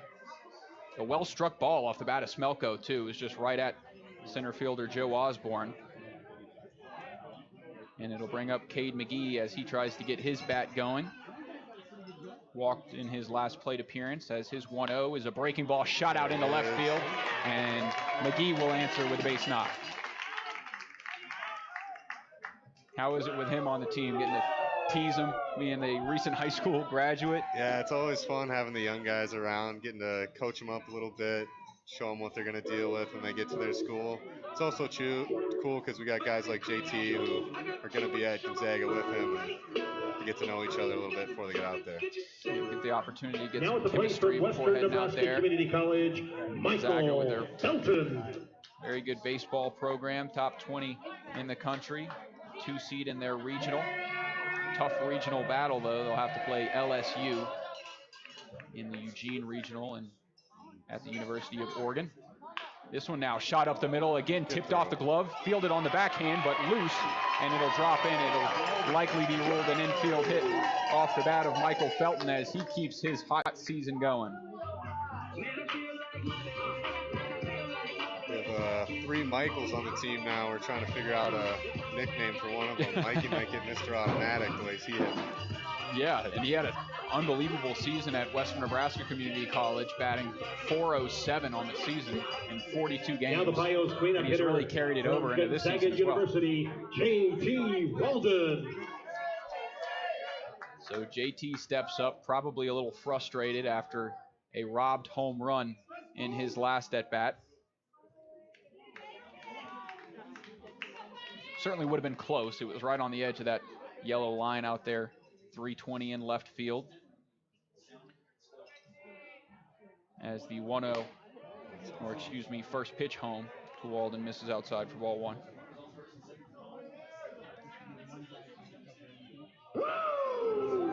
As his future Zag teammate at second base, Felton on first with 2 outs after the 8-3 double play. Here's the pitch from Harris. This one shot foul back to the screen off the bat of JT Walden, who has some pop in his bat. We saw that in that home run derby before the season. A little promotion put on for the Legion team, but him and Cade had a nice little hit off. Yeah, both of the Gonzaga boys have a little bit of pop in their bat. See if they can put it to good use here. Nice opportunity for Walden, as this one's now shot down the line, foul. He's frustrated about that one. I think that was a nice pitch to hit. Way out in front.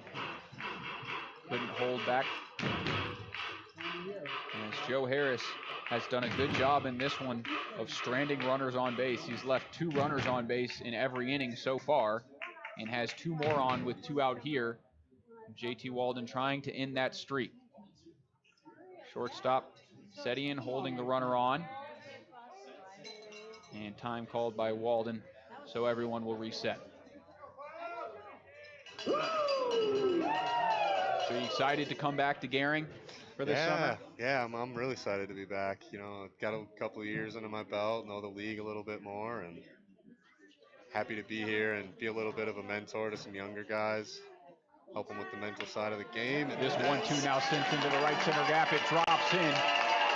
Rounding third and coming in to score is McGee. Pulling into third is Felton, and JT Walden comes through. A nice fist bump at first base with assistant coach Jackson Cobb. And the RBI single puts Pios out in front 2-0. We broke the stranded leader spot, but now we got 2 more on. Harris not out of the jam yet, as he'll have to face Tyler Garrity, who in his from the University of Kansas, few at-bats he's had with the Pios so far, they've been really good. First pitch swinging, sends it way foul out to the right side for strike 1. But again, 1 for 2, and the first time we saw him, had the triple pulled into third base, limping a little bit. Got to rest that hamstring, back out tonight, and had the single in the 3rd inning. Now sends this one up the middle, and it's going to drop in for a base knock. Pulling into second base is JT Walden, but more importantly, coming in to score is Michael Felton. And the hits keep rolling for the Pios, who have found something from Joe Harris and gotten the offense open. It's now 3-0. Hitting offense seems to be contagious. Yeah. And some well-struck balls, both outs on that double play, which was a line drive from Smelko, followed by the overturned call. There's going to be a visit on the mound here. And what do you think they're talking about out there? They're probably asking him how he's doing. His pitch count's probably getting up there, and probably asking him what he wants to do, or honestly, probably just how to start off Dalton. Got Dalton out twice now, but he's hit the ball pretty far and pretty well struck, so they're probably just trying to work out a plan. Yeah, Dalton with that deep fly out to left field in the 3rd inning, then had the double in which he came around to score the first run in the 2nd. Also had a well-struck ball that had home run distance but went foul. I think he's due right here. We'll see. Had the 3-for-4 game in the first game of the series against the Pierre Trappers, but in the first series against Casper struggled at the plate. Now at bat from Florida Atlantic University, going. Dalton Frank. As the first pitch home to him, watches this one float in for strike one. Everybody clap your hands. Not quite what Dalton's looking for. He's probably looking for something firm on the inner half or just a mistake that he can capitalize on. The 0-1 home now from Harris. This slider misses off the plate to even the count at 1-1. A calm demeanor at the plate for Dalton Frank, as his batting habits, just a soft little bat wiggle. This one runs inside. The count moves to 2-1 on the shortstop. And he'll be ahead in the count against Harris. Again, Harris, the 5'11", 228 right-hander out of the University of Colorado Springs. This one, a heavy hack from Dalton Frank. He was looking to go yard. That's what he was looking for. Yeah, he's shaking his head to himself right now. Tips that one back into the mitt of catcher Ryan Stafford. And the count evens up at 2-2. So again, we'll have deuces wild. 2-2 count, 2 away, 2 on base. Leading off second is Walden. And here's the pitch from Harris. That one slapped foul out to the right side. A late swing from Frank, but he gets a good piece of it, and we'll stay alive to see another.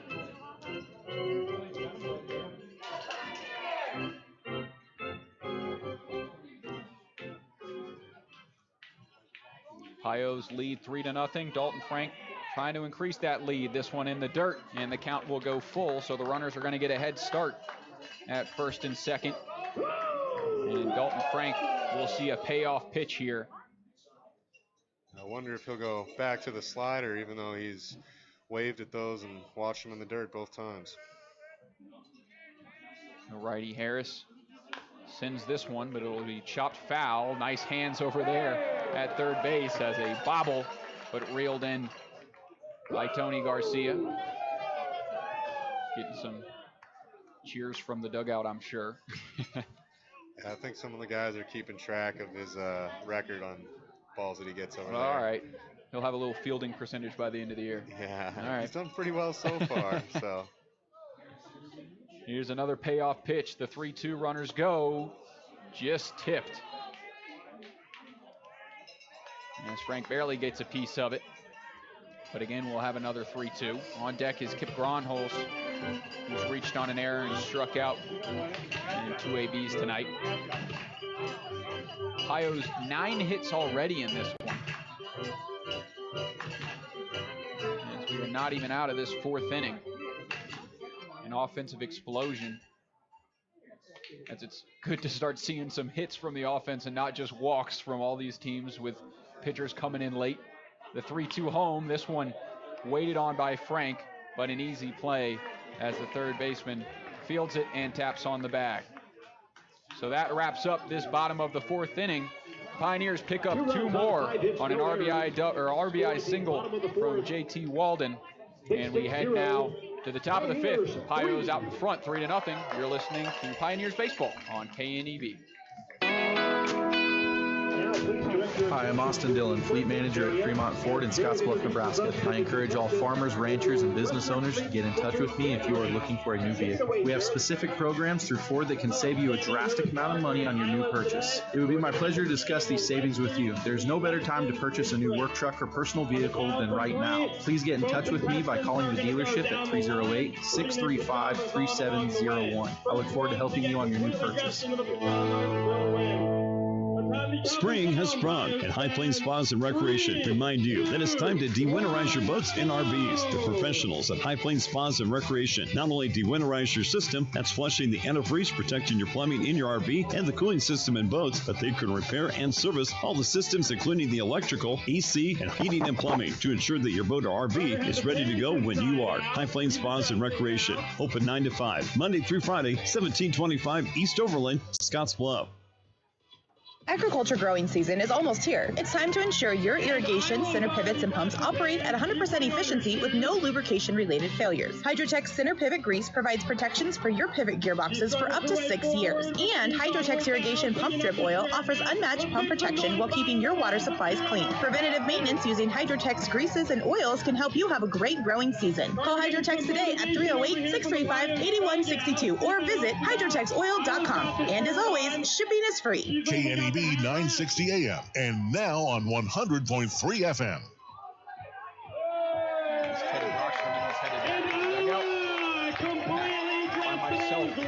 Broadcast back in history, game 1 of the series between the Western Nebraska Pioneers and the Badlands Big Sticks. We thank our friends at Western State Center. At this point, the Pioneers 3 runs on 9 hits through 4, 1 error. The Badlands Big Sticks yet to find their first run on 3 hits and 3 errors. And Carson Ohl will head back out for his 5th inning of work. The longest start by any Pios pitcher this year. Has sent back out there. Leading up the inning for the Big Sticks because he's cruising, being efficient on the mound. Adam Sinden. And he'll face Adam Sinden to lead things off. First pitch home. That one drops in strike 1. Sinden grounding into the double play to end the 2nd inning. 2 double plays so far from Ohl as he's been getting that ground ball. As the 0-1, that one, same pitch, drops in there for strike 2. Sinden asking where it is. The 6'6" junior out of Mayville State awaits this 0-2. Swung on and missed. Another nice slider. And Sinden comes up empty as he will go down on strikes. The 3rd so far for Carson Ohl. So Carson Backer up after getting hit by a pitch. Now batting from Dickinson State, Carson Backer. Senior from Center, North Dakota, out of Dickinson State. Watches this one in there for strike 1. The big righty delivers the 0-1. This one just gets a piece. Does Backer, and he'll fall behind 0-2. Carson Ohl wasting no time out there on the mound. Has 2 quick strikes. Gets the 8-hole hitter behind in the count. After he sat down Sinden on 3 pitches. Here's the 0-2, outer half on the black. Got him looking. Carson Ohl dealing and getting that outside strike. Back-to-back strikeouts, his 4th. Get 2 quick outs here on 6 pitches. And the 9-hole hitter, Ryan Stafford, will try and keep things alive for his team here. Now batting for the Big Sticks has from Cal been Poly State, the definition Ryan of efficient. Stafford. Another first pitch here, fouled back for strike 1. As now Ryan Stafford will be the 3rd straight batter to have to start behind in the count. That one drops low for ball 1, and it ends the bid at an immaculate inning for Carson Ohl, but it was certainly a good effort. After the strikeout to Sinden, the looking strikeout to Backer. As the 1-1 home, now blooped out into shallow right field, ranging out is Cutter, but it's going to drop it in front of the right fielder, Kip Gronholz. And that'll put a runner on here in this one. In the top of the 5th for the top of the order, and Marcus Hughes DHing tonight, and he'll try and keep this inning alive. So far, in every inning, we have seen a runner reach base. The majority of the innings, the leadoff man has reached base. But pitcher's doing a good job of working out of jams. Carson Ohl doing a little bit better after that scoreless inning. This one now popped up to the right side again. Cutter's going to range over, call everybody off, and reel it in. Another quick inning for Carson Ohl. As that 3rd out wraps things up, we head now to the bottom half as the Pioneers lead 3-0. You're listening to Pios Baseball on KNEB 960 AM, 100.3 FM. Wonderful warmer weather, sunshine, and blue skies brings new life, growth, and so much beauty along with it. The change of seasons brings so many new and different activities into our area. We will probably be seeing more outdoor enthusiasts out and about, including walkers, bikers, hikers, and runners. Add to it longer days, sun glare, spring planting, and there's a recipe for danger. Prime Metal Products in Gering urges you to work, play, and live safely. Take time to do it right and stay safe while enjoying all the good life has to offer in the Panhandle of Nebraska.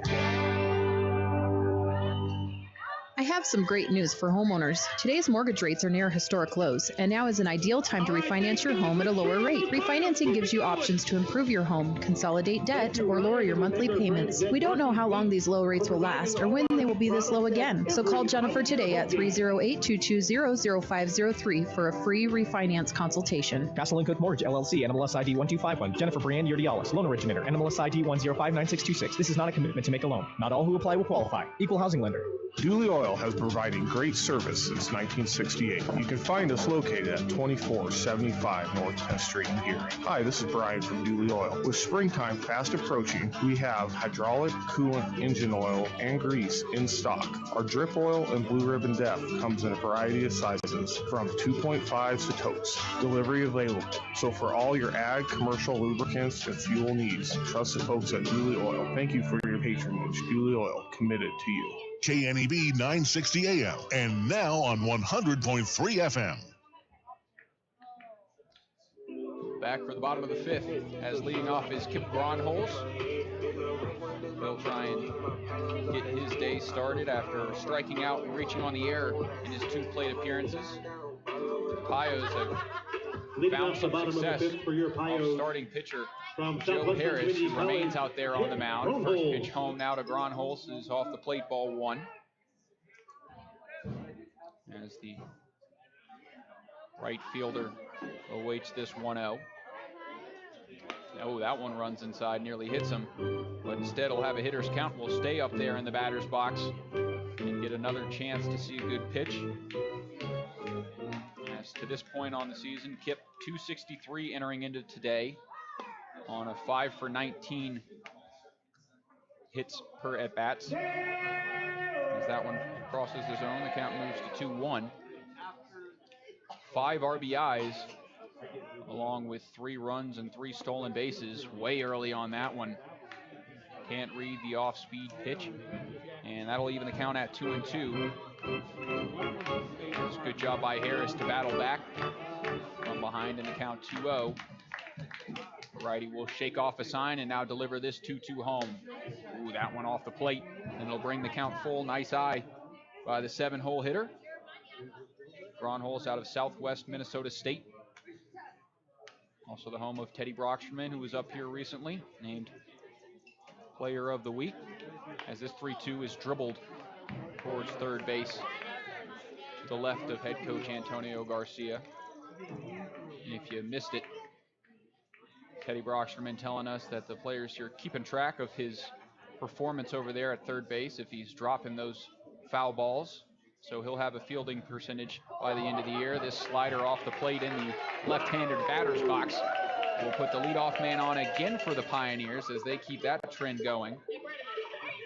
And that'll bring up Brian Webb, who has the RBI single on the day, the first RBI. So after the glance at the scorebook, that's now 4 of the 5 innings the Pios have gotten the leadoff man on. Webb tries to get him over, or even better, get him in. First pitch to him misses for ball 1. To this point, the Badlands Big Sticks only 4 hits on the day, 3 errors. This pitch to Webb, that catches the outer black on the lefty to even the count at 1-1. We've seen both pitchers locate that spot pretty well so far on both righties and lefties. Carson Ohl for the Pios going the longest that we've seen so far by a Pioneers starter. The addition of new arms for the Pioneers coming in over the last couple of days. It allows those pitchers to get a little more action out there on the bump. We'll see if the head coach will send him out for the 6th. Runner goes here, popped up to the left side as he'll have to head back. Ranging over is Sharon, and he will run out of room as that one drops into foul territory. And so the count moves to 1-2.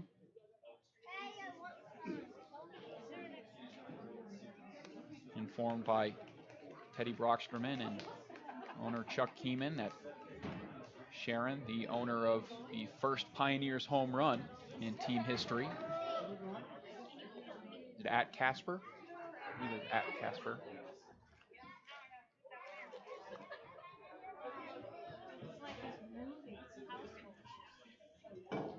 Here's the 1-2. This one now blooped out into right field, and it's going to drop in and allowing the runner to move up to third base.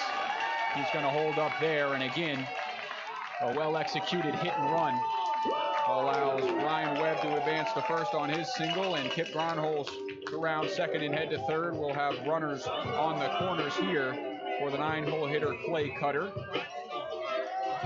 Cutter in 2 at-bats tonight beat out the double play on the fielder's choice and then singled and was left stranded at first.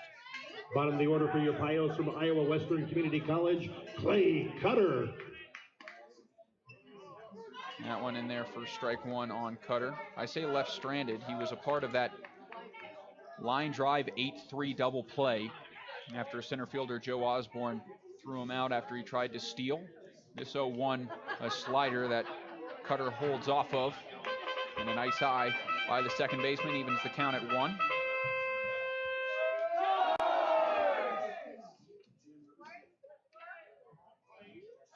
This one now shot towards third. Sharon, that one a weird hop, and it gets over the glove of the third baseman, allows the run to score. And reaching at first is Clay Cutter. They're going to rule it a hit. A rocket off the bat of the second baseman brings home the 4th Pioneer run in this one. And the Pios hitters keep rolling. Still nobody out here in this bottom of the 5th. Harris remains on the mound, and runners on first and second for the top of the order. He'll have a tall task to get through this, starting with Eric Smelko, who has added an instant spark to this Pioneers offense after arriving today. Smelko led things off with a single, had a stolen third base, and reached on an error and had that hard hit line drive double play. That one in the dirt for ball 1.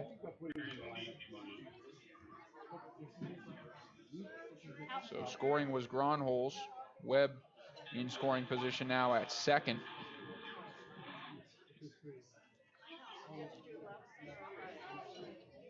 As Joe Harris will bring this one home. That one runs too far in, and again a hitter's count for the leadoff man Smelko. To this point at Oregon Trail Park Stadium, the Pios 11 hits, and they have really gotten the bats going. A lot of their runs coming for the past couple of series through walks. Now this one shot towards second base, double play opportunity, flipped to short for 1, and now the throw to first. They will get 2, a much needed 2 outs on the 4-6-3 double play. That makes 2 down for Michael Felton as he'll try and keep the inning going. Cade McGee, who has single, walked, and scored in this one.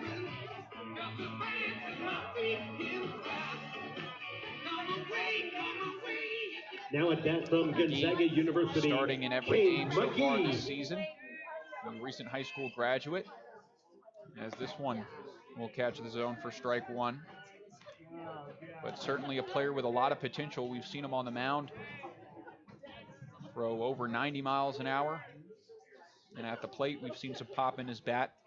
Had the first Pioneers hit of the season, and now he sends this one deep out to left field. The only question is, will it stay fair? It will not. Feet foul as Cade McGee nearly sent that one on to the other baseball field behind left. I think he did. That was a moonshot off the bat of the future Zag at Gonzaga University, as he'll try and do it again just to put it a couple more feet to the right of that foul pole. Here's the 0-2 now. That one, just misses inside, and the count moves to 1-2 on the third baseman. But as you see right there, he's certainly got the power. If he can get the contact going a little bit in this young season, he could be a breakout star for this Western Nebraska Pioneers squad. Here's the 1-2 from Harris. That one misses high, and it'll even the count at 2-2. It's Brian Webb at third base. He'll lead off. Kip Gronholz scoring the run in the inning on the RBI single from Clay Cutter. 2-2 away. Here's the pitch from Harris. Cutter now smacks this one foul out to the right side. National Guard Armory, better look out. Hopefully they didn't break a window, as that one was a rocket over to that right side. The count remains 2-2 on the two-hole hitter, Cade McGee. Here's the pitch from Harris. Off speed, now rocketed out to center field. Ranging back is the center fielder, Osborne. Is going to sail over his head and off the wall. The run scores easily, and pulling in to second base is Cade McGee. Don't let him get hot, as his RBI double puts the Pios out in front 5-0.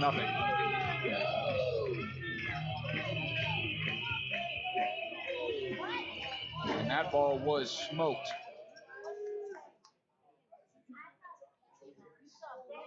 That might be the end of the line for the starter, Joe Harris.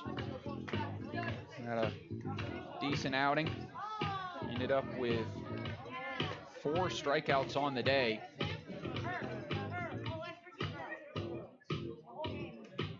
As manager's going to pull the ball from his hands, and we'll see a new arm come in to face the 4, 5, 6 for these Pios.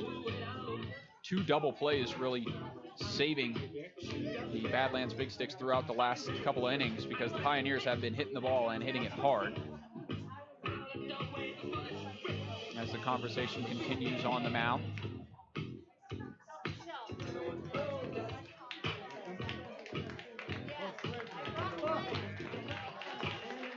Harris exits to the applause of the home squad here into his dugout. We still try and get the number of the new man in.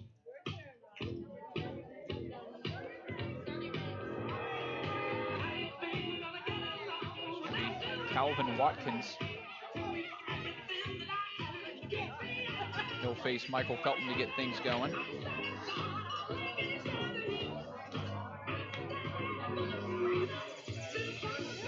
As he warms up in this one, he'll have to face Michael Felton first, who has singled and scored in his most recent at-bat in the 4th inning. Struck out in the 2nd, then reached on an error and was left stranded at first in the 1st.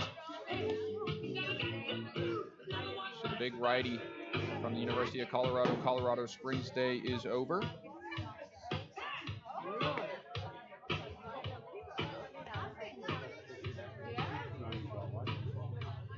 Watkins, another product of Mayville State University. Several of those on the roster. He's a freshman from Minot, North Dakota. Listed at 6'0", 150. He looks a little bigger than that.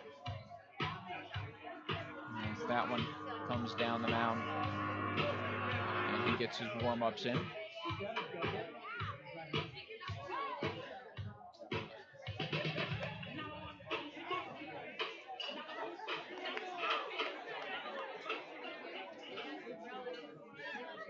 Mayville State in the NAIA. New pitcher on the Star mound for the Athletic Big Sticks Association. from Mayville State, Calvin Watkins. So Felton will try and get And now this at inning bat going. for your Pios from Western Nebraska Community College, Michael Felton. 2-out hitting so far tonight from the Pios. First pitch home to Felton. This one, first pitch swinging. It'll get to third base. Sharon can't come up with it. And coming back to the bag at third is Cade McGee. So another single. As things keep moving along, that puts runners on the corners now. For Tyler Garrity, still 2 away. As the Pios lead this one 5-0, but they're up to 13 hits in this one with no signs of stopping. Now at the plate from Gonzaga University, J.T. Walden. I'm a batter ahead in my scorebook. It's J.T. Walden at the dish. Equally as dangerous. As first pitch to him is shot foul towards the dugout. And it'll bounce off the screen in front of the Badlands roster.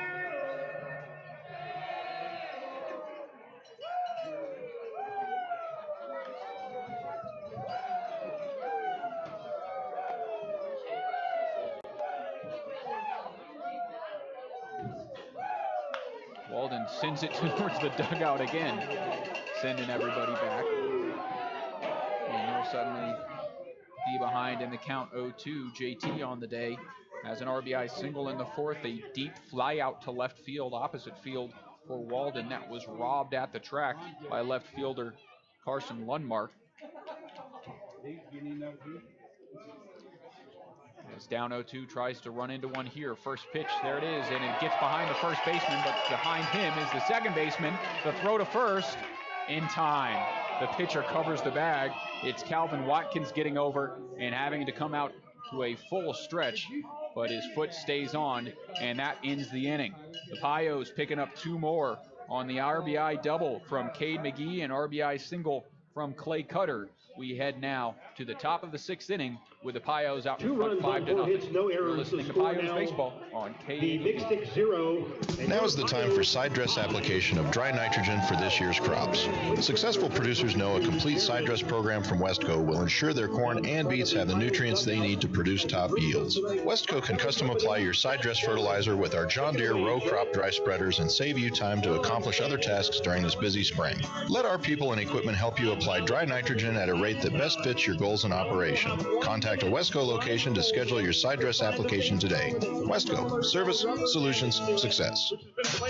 Our mission at Elite Physical Therapy and Wellness is to provide both preventative and rehabilitative services. At Elite Physical Therapy in Scottsbluff and Gearing, patients count on the experience and compassion of our team in treating work and sports injuries, help you recover from surgery, or just help you get back doing what you love most. Flexible scheduling to meet your needs, and we are right here in Scottsbluff and Gearing to serve you. Katie and Shelley are across from Walgreens on West 27th Street and next to Fresh Foods in Gearing. Elite Physical Therapy and Wellness, delivering the treatment you need and the care you deserve.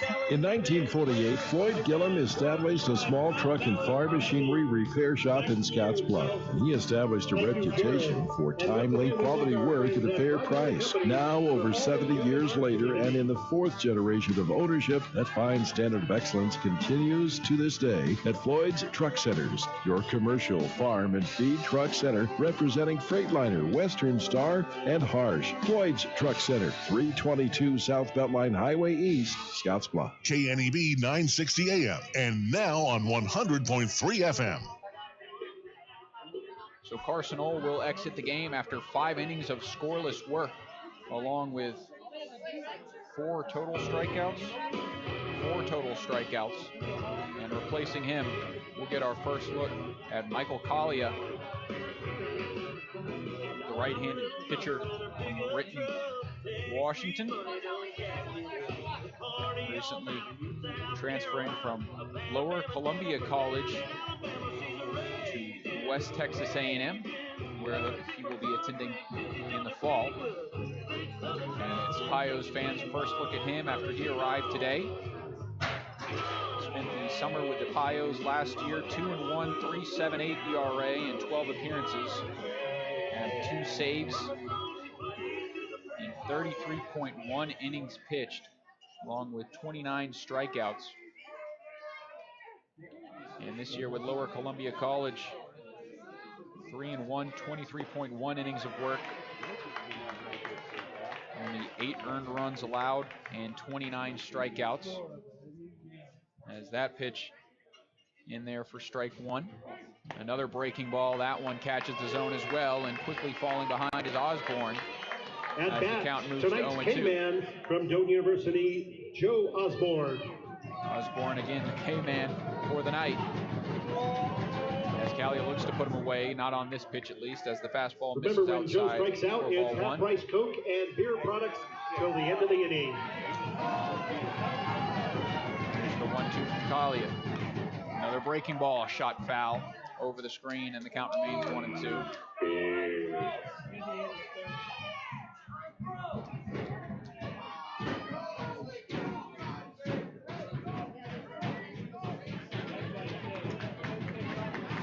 One-two count. Here's the pitch home. Fastball tipped into the mitt behind the plate for the strikeout. The fans go nuts, and everybody heads to the concession stands. And beer products till the end of the inning. As the Coke and beer products here at Oregon Trail Park Stadium are half off. It's fun watching the sea of fans move to try and get that discount. as that's out number 1. And the first pitch home now to Setian in there for strike 1 as well, as Kalia continues to locate the zone. Here's the 0-1. That one on the outer black as well. The count now moves to 0-2. And the 5'11" right-hander, he's found a groove, trying to put away the second straight batter. The 0-2 breaking ball popped high into left field, but it'll range out of play and into the Pios bullpen, as Eric Smelko tried to run it down to no success. The count will remain 0-2.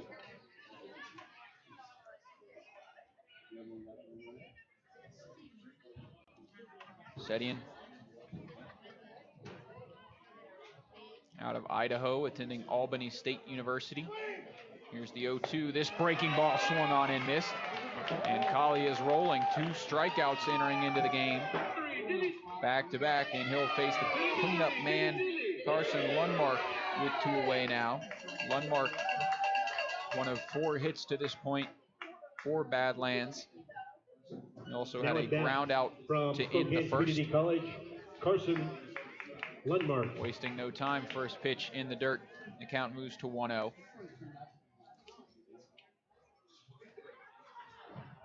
Lundmark out of Spokane Community College. We've seen a lot of players that are around the league from there, as that one's fouled back, evens the count at 1-1 on the left fielder. At this point, Lundmark leads the Big Sticks in average and hits, as that one just misses outside. The count moves to 2-1. I should say Lundmark leads the team through 4 games on the season. The last game stats not entered against the Sabre Dogs of Surrey Valley. Here's the 2-1. That one fouled back, and the count will move to 2-2.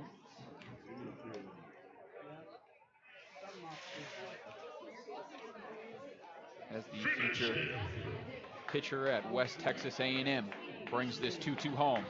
Fastball shot back up to the mound, but fielded his position perfectly to flip over to first in time in a 1-2-3 inning with a pair of strikeouts from Kalia. And we head now to the bottom of the 6th inning after a bright debut here in this 2021 season for the right-hander. The Pios lead this one by a score of 5-0. You're listening to Western Nebraska Pioneers baseball on KU. And now, fans, please direct your attention to the You can take the trailer out of Texas, but you can't take the Texas out of the trailer. PJ trailers are built in Texas with the same attention to detail to hold up to the hardworking professional using them. Ryan's Welding and Trailer Sales in Scottsbluff is your authorized PJ trailer dealer with a wide variety of sizes. ATV trailers, car haulers, equipment trailers, tilt deck, and gooseneck trailers. Ryan's is also a full-service welding shop. Stop by 1110 Avenue B in Scottsbluff or call 308-575-0710. Wells Fargo Advisors has been built around a deep respect for planning. Our commitment to helping you plan effectively, invest wisely, and map a realistic course to your future is nowhere more evident than in our envisioned planning process. Put the process to work for you, and we'll be with you every step of the way. In Scottsbluff, call financial advisor Garrett Treffer today at 308-632-7561. That's 308-632-7561. Wells Fargo Advisors is a trade name used by Wells Fargo Clearing Services, LLC, member SIPC. Inventory, supply demand, marketing, human resources. It takes a lot to manage your business. But when your team includes the professionals at E&H CPAs and Management Consultants PC, the burden is lightened because you know the accounting, tax planning, valuation services, even litigation support, and exit planning are taken care of. Troy Hilliard, Seth Cobalt, and Lindsay Matthews bring years of experience in guiding your business. E&H CPAs and Management Consultants PC, 2021 Broadway, innovative, trusted, proven. KNEB 960 AM and now on 100.3 FM. Calvin Watkins will head back out for his second inning of work after replacing Joe Harris in the bottom of the 5th. First pitch home to Tyler Garrity misses for ball 1. In this one in which the Pioneers lead 5-0. 13 hits for the Pios to 4 for the Big Sticks as that one catches the outer half and the count evens at 1 apiece. Garrity on the night, a pair of singles as well as an RBI, and he has been a big part of the games he's played with the Pios. Now sends this one deep into the right center gap, ranging backer, the center fielder. It's going to drop in at the warning track and off the wall again, and slowly jogging into second base is Garrity with a double, his third hit of the game.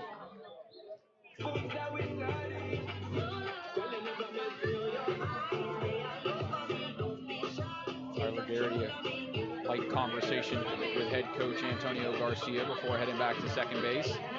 Again, Garrity in his debut with the Pioneers this season was 1 for 2, had a deep triple into the left center gap, but pulled into third a little bit lame, allowed time for his hamstring to rest, And now I from should Florida say. Atlantic University, Dalton. And it obviously has done its job resting, as that's now a 3 for 4 day for the DH, and he continues to stay hot as the leadoff double puts him in scoring position with no one out for Dalton Frank.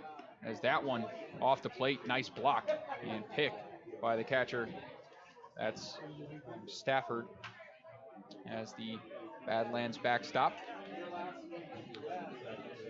Dalton looking to get into one. He had the double and run to get things going in the second inning. And then a deep fly out to left field, as well as a deep fly ball that probably went 360 feet into left, but it was foul. The count even at 1 apiece now on the shortstop.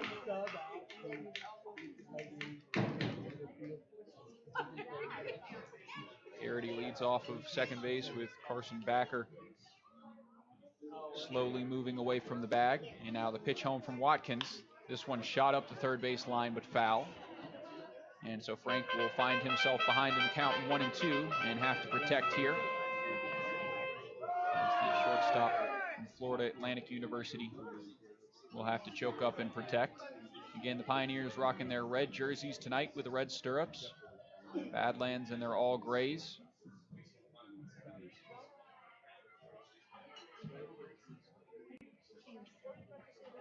Tall righty Watkins comes set. Looks at Garrity at second and brings home to Frank. This one now popped deep into left field again.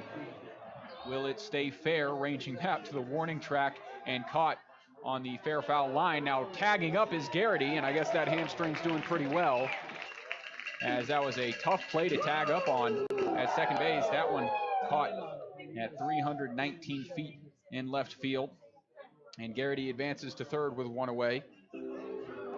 But again, I was joking about it earlier with Teddy Brockstrom and Derek Brown, but I guess the Pios need to hit the weight room a little bit and a couple more pounds, stick a couple more feet on some of these hits. From Southwestern Community College, they could easily have about 3 or 4 home runs today had they barreled it up just that much more. So that one will catch the outer half for strike 1 on Kip Gronholz after the F7.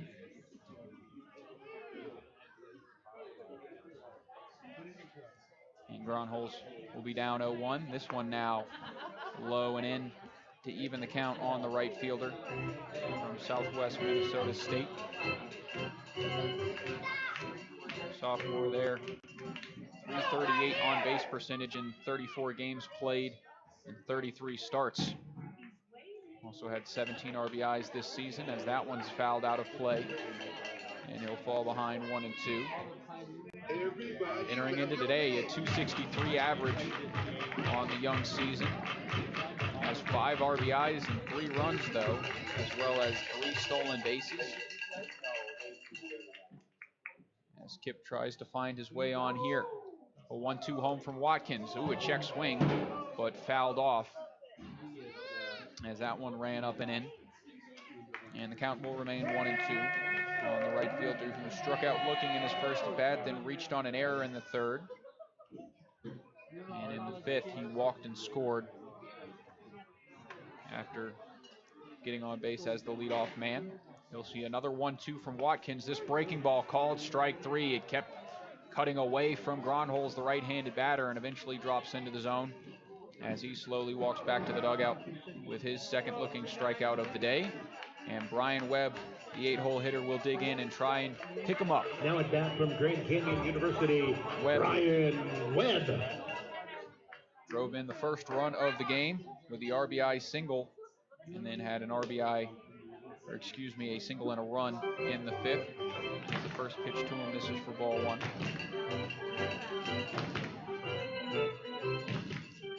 Tyler Garrity leads off of third base as the center fielder Osborne shifts a little bit to the other side of the second base bag. That one misses off the plate, and a hitter's count for the first baseman, Brian Webb.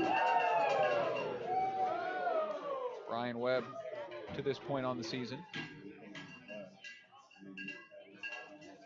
getting both experience at the dish and on the mound. Watches that one catch the outer half for strike one. He's had a good day today with his pair of hits. Was a little bit cold coming into today. 1 for 12 on the season, had 4 runs. On the mound, he had 3 innings of work, only allowing 1 hit and 1 walk. No earned runs and 4 strikeouts. As that one misses, the count goes 3-1. But expect to see more of the freshman from Grand Canyon University on the mound this season. Teammates with Carson Ohl, who had a stellar performance on the bump today as well. As here comes the 3-1 from Watkins. This one now popped up and sent high on the infield. Third baseman ranges over and reels it in for out number 3. And that wraps up this bottom of the 6th inning as the Pios leave Garrity stranded on third base. And we head to the top of the 7th with a Western Nebraska Pioneers lead 5-0. You're listening to Pios Baseball on KNEB. No runs on 1 hit. Man, flies are annoying, aren't they?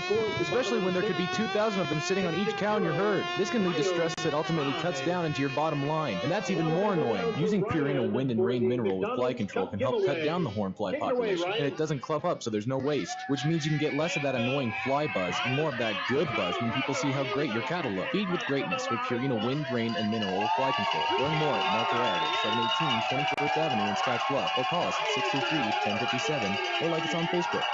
Hi, this is Larry from Russell's Automotive. It's time for the annual summer oil change special. Right now, get $10 off a full-service oil change, which includes filter, up to 5 quarts of oil, and a 27-point inspection. Get your vehicle ready for your summer vacation. Come and take advantage of our $24.95 conventional oil change or $59.95 full synthetic oil change at Russell's Automotive. Let Russell's Automotive make your summer travel safe and enjoyable. Call 635-4065 or stop by at 112 West 27th Street in Scottsbluff. Cahoy Pump Service would like to announce the opening of their offices in Gearing, Nebraska and Cheyenne, Wyoming. Cahoy Pump Service has been engaged in well water industry for over 100 years. Cahoy Pump Service specializes in all groundwater applications, including drilling, line shaft turbine pumps, submersibles, and all service water ditch pumps. Cahoy Pump Service can provide pump efficiency reports, maintenance tests, and they have a downhole inspection camera. Stop in to see their full inventory on 10th Street in Gearing or call 308-633-6554. Remember, when quality counts, count on Cahoy. KNEB 960 AM and now on 100.3 FM. Top of the 7th as this one seems to be flying by as Jacoby Smith's check swing goes around for strike 1. As Michael Kalia remains in the game. The 0-1 home is now hit high and foul out to the right side. And Jacoby Smith out of Point University will fall behind 0-2. Smith hitting a single from behind in the count in the 4th inning. As they'll call time before the 0-2 pitch and step back in.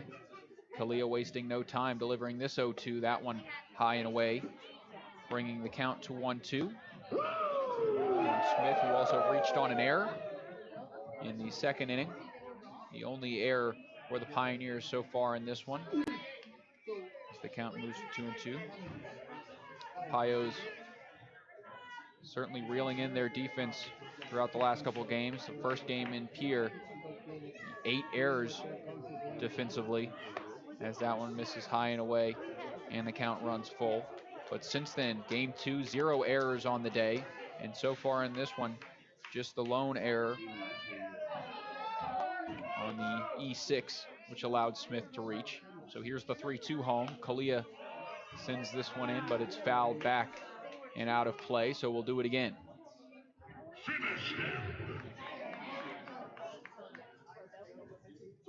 The 3-2. Check swing. So he kind of swinged at the request of one of the fans in attendance. It's now fouled back. And again, we will do a 3-2 pitch. Out of the windup, Kalia shakes off one sign, decides on another, and brings this one home. Swung on and missed. Nice pitch as Smith couldn't catch up with a fastball. And out number one on the third Kalia strikeout will get us going here in the top of the 7th inning. It'll bring up Cooper Sharon, the third baseman from Long Island University.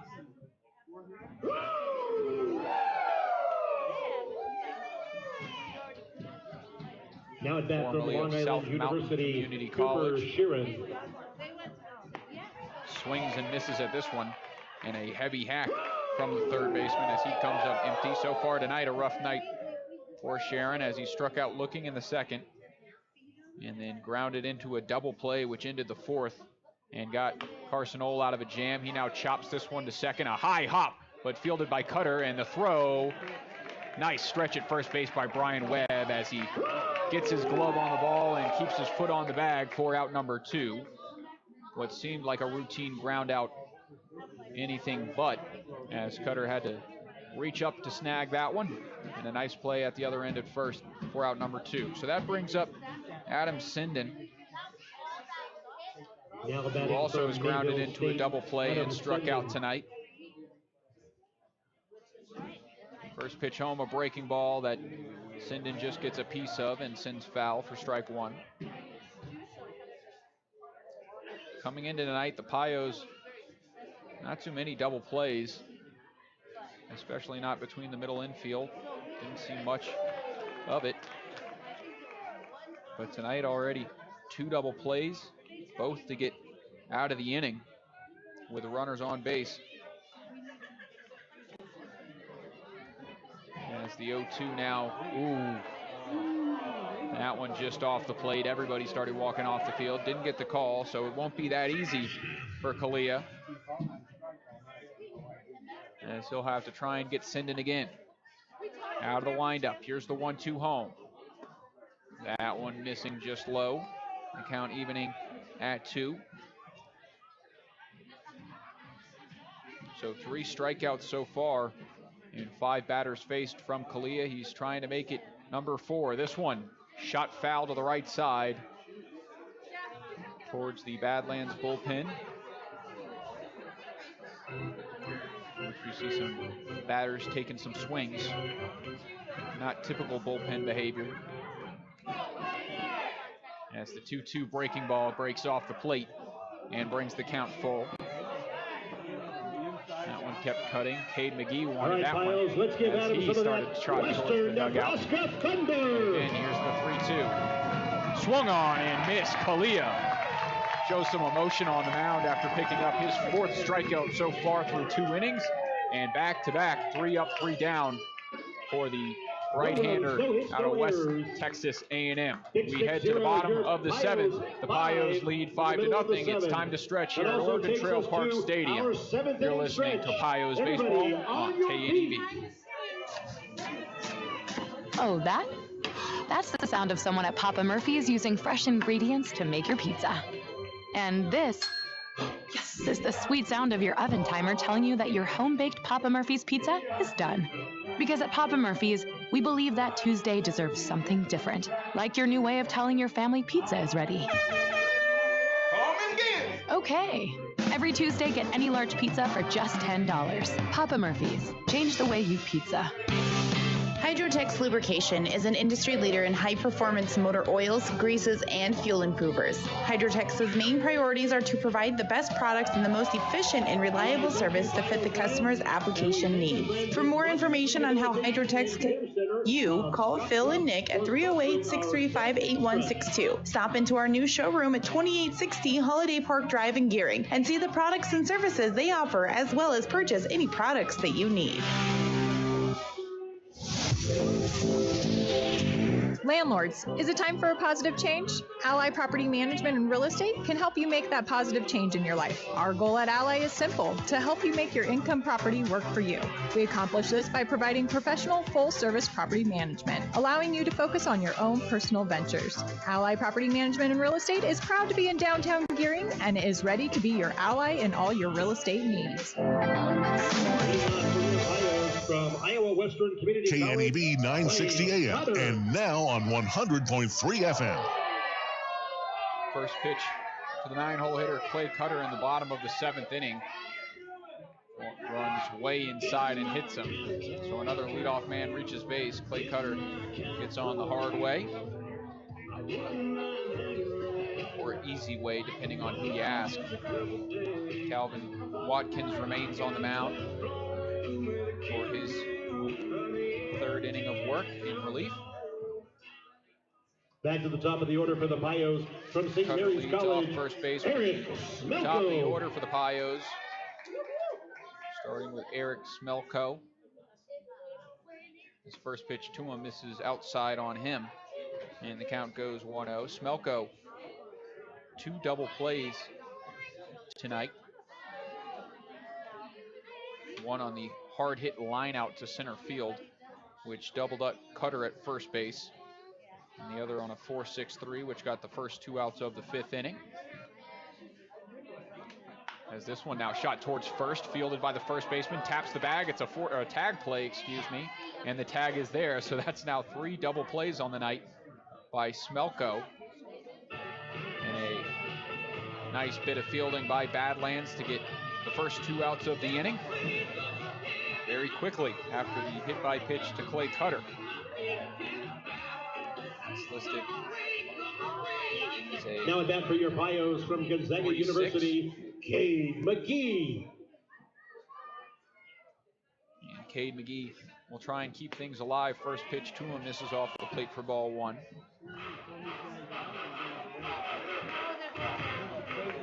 Cade starting to catch fire at the plate, walked in the 2nd, then singled and scored, and hit that rocket double and scored, as well as driving in a run. That one fouled away, so the count evens at 1-1.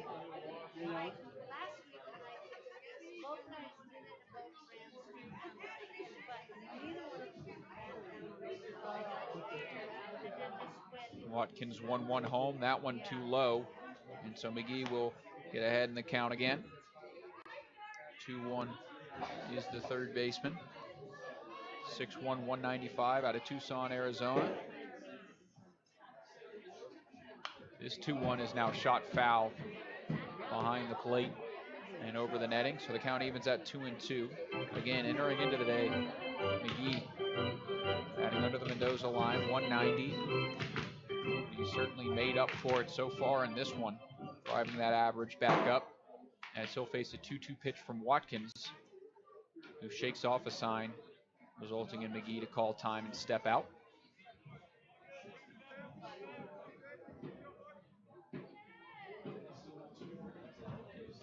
Here comes the 2-2 home. This breaking ball cuts in and gets him looking. A beautiful pitch from Watkins, who works out of the leadoff hit by pitch with a double play followed by the Cade McGee looking strikeout and a quick bottom of the 7th inning as we head to the top of the 8th with the Pios up 5-0. You're listening to Pioneers Baseball on And now, fans, please direct your attention to... Recent moisture has weeds off to a great start in area corn and beet fields. Studies show early weed pressure is one of the greatest detriments to yield in all growing crops. Protect your investment by contacting Westco and developing a weed control program that best fits your operation. Your Westco sales agronomist will help you determine the best options for your crop and set up timely application. Westco has the products, the equipment, and the knowledge to meet your crop needs. Call one of our 6 locations in the Wyobraska area today. Westco. Service, solutions, success. Be the envy of the neighborhood with the new Green Mountain Grill from High Plains Spas and Recreation. In addition to Green Mountain Grills, High Plains Spas and Recreation also has the pellets, cooking spices, rib racks, smoking shelves, covers, and other accessories, as well as replacement parts. If they don't have what you need, they can get it. Yep, get a Green Mountain Grill and be that neighbor that's always admired for the wonderful, yummy barbecue smells. High Plains Spas and Recreation, open 9 to 5, Monday through Friday, 1725 East Overland in Scotts Bluff. Imagine internet Wi-Fi that works, no matter how many people are connected or where you are in your home. Now, you don't have to imagine. The Allo Blast is here. With the latest Wi-Fi 6 technology, the Allo Blast makes your internet Wi-Fi go further, faster, and more reliable. Give your Wi-Fi a blast. Visit allofiber.com/blast to switch today. KNEB 960 AM and now on 100.3 FM. One of the more electric mid-inning promotions here at the ballpark. The Dizzy Bat Race, accompanied by a shotgunning of a Bud Light between the two fans that were brave enough to come out and try. Always fun to watch, usually somebody falling down, as per the case here in this one. But now that that's over, we start this top of the 8th inning as Kalia heads back out for his third. And he'll face 8-9-1, first pitch to batter number 8. Slow roller to second, and Clay Cutter can't field it on the bare hand, so it'll be an infield single again. That tall, I shouldn't say tall, I should say thick infield grass doing its job and killing that ball, where at a lot of other parts it would have been a slow roller that at least got to the infield dirt at second base. So the first batter to reach against Kalia now at the plate from Cal Poly State, so Ryan on Stafford. The infield single. And Ryan Stafford will try and keep the line moving. First pitch home, now popped up on the infield. I don't know if Clay Cutter sees it, and it's a long way to run, and it'll drop in. The throw to second base is in time. So Clay Cutter lost it off the bat, but he made up for it on the non-routine, unusual 4-6 putout. Gives a nice little shoulder shrug. And all it does is switch the base runners on first as Backer heads back to the dugout and Stafford reaches. Now batting from Mayville State, Marcus Hughes. So top of the order, and Marcus Hughes up as the first pitch. Baseball fans, we're offering a $1 blowout on burgers, brats, and hot dogs at the concession stand. Get them while they last. Singled in his first at bat, the first at bat of the ball game. Since then has flown out to center and popped up to second as that one's off the plate. And the count moves to 2-0.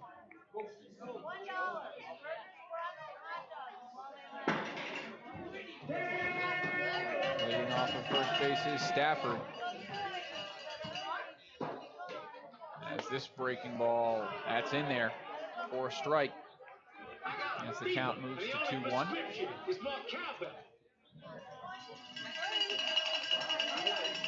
that way, Aubrey.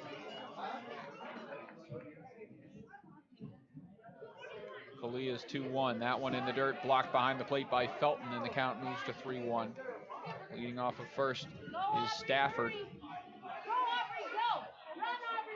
from California. Baseball another fans, 2021 alcohol high sales school will graduate. end at the middle of the 8th.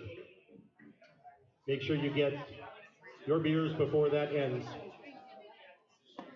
That one will cross the zone, and so walking to first base prematurely is Marcus Hughes. He'll have to head back to the box and face a full count pitch, 3-2 with one away. We'll see if Stafford decides to take off. Taking some baby steps on his lead. As Kalia comes set and comes home. 3-2, popped foul out to the right side, and we'll do it again to the leadoff man at DH, Marcus Hughes.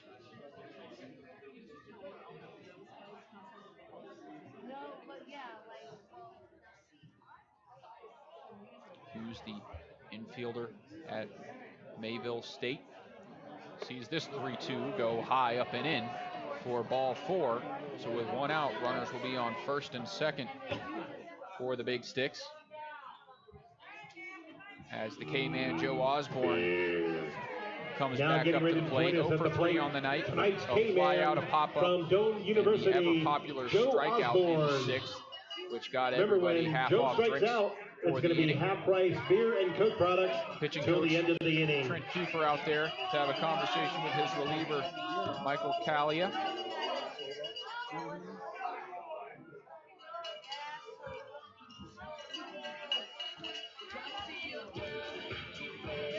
this point.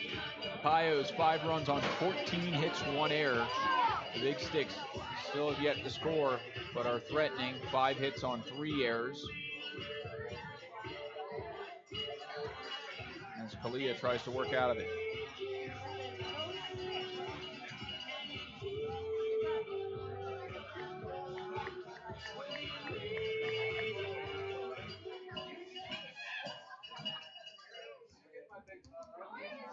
One out, runners on first and second as the first pitch home. That one off the plate for ball 1 on Osborne.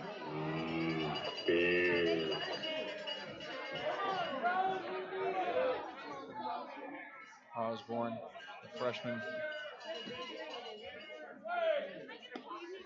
And Dwayne with the Tigers. Nebraska native out of Hickman, attended Norris High School. As that one misses and the count goes 2-0.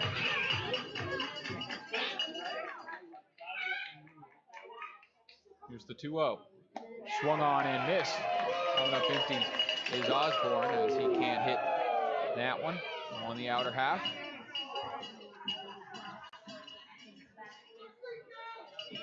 And Kalia gets a strike back. Righty comes home again. This breaking ball cuts in, but not in enough as he won't get the call. The count moves 3-1. Hitters count on the 2-hole hitter and center fielder Osborne with 2 on and 1 away. Here's the 3-1. Another breaking ball. This one sent back to the screen. That's strike 2. Second straight full count at the plate. All right, fans, everyone, extend the beer sales to the end of the inning. Let's hear some of that Western Nebraska thunder. Osborne waits the full count pitch. That one in the dirt, ball 4. And so back-to-back full count leads to back-to-back walks. That'll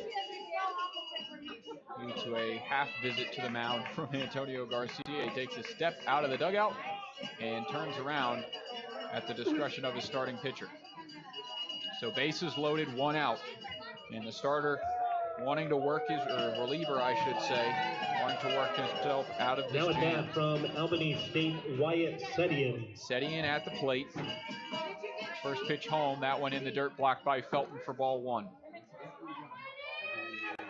Shortstop 0 for 3 on the day, but he did go yard in the loss to the Suarez Valley Sabre Dogs.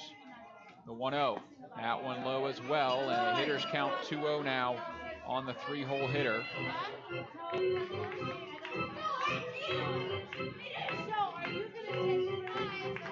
Cleanup man on deck who's 1 for 3 on the day. In a tough spot for Mikey Kalia. Swinging and missing on the off-speed is Seti, and he falls behind 1-2, or 2-1. Still ahead in the count, I should say.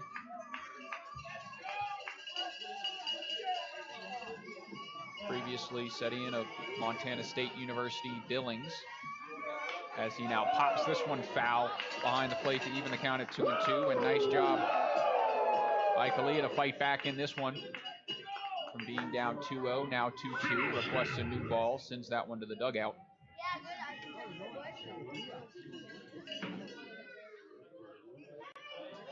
So here's the situation at Oregon Trail Park Stadium. Bases loaded, 1 out, 2-2 count on the 3-hole hitter as the Pios lead by 5. Here's the 2-2. Swung on and missed. Coming up empty is Setian. And a huge strikeout for Kalia. And that was the last batter for him. But he earned the right to go out there and get the strikeout, as he talked his head coach, Antonio Garcia, down. And go out on a high note. A fantastic 2021 debut for Mikey Kalia as he picks up his 5th strikeout in 2.2 innings of work. A big out number 2 as well.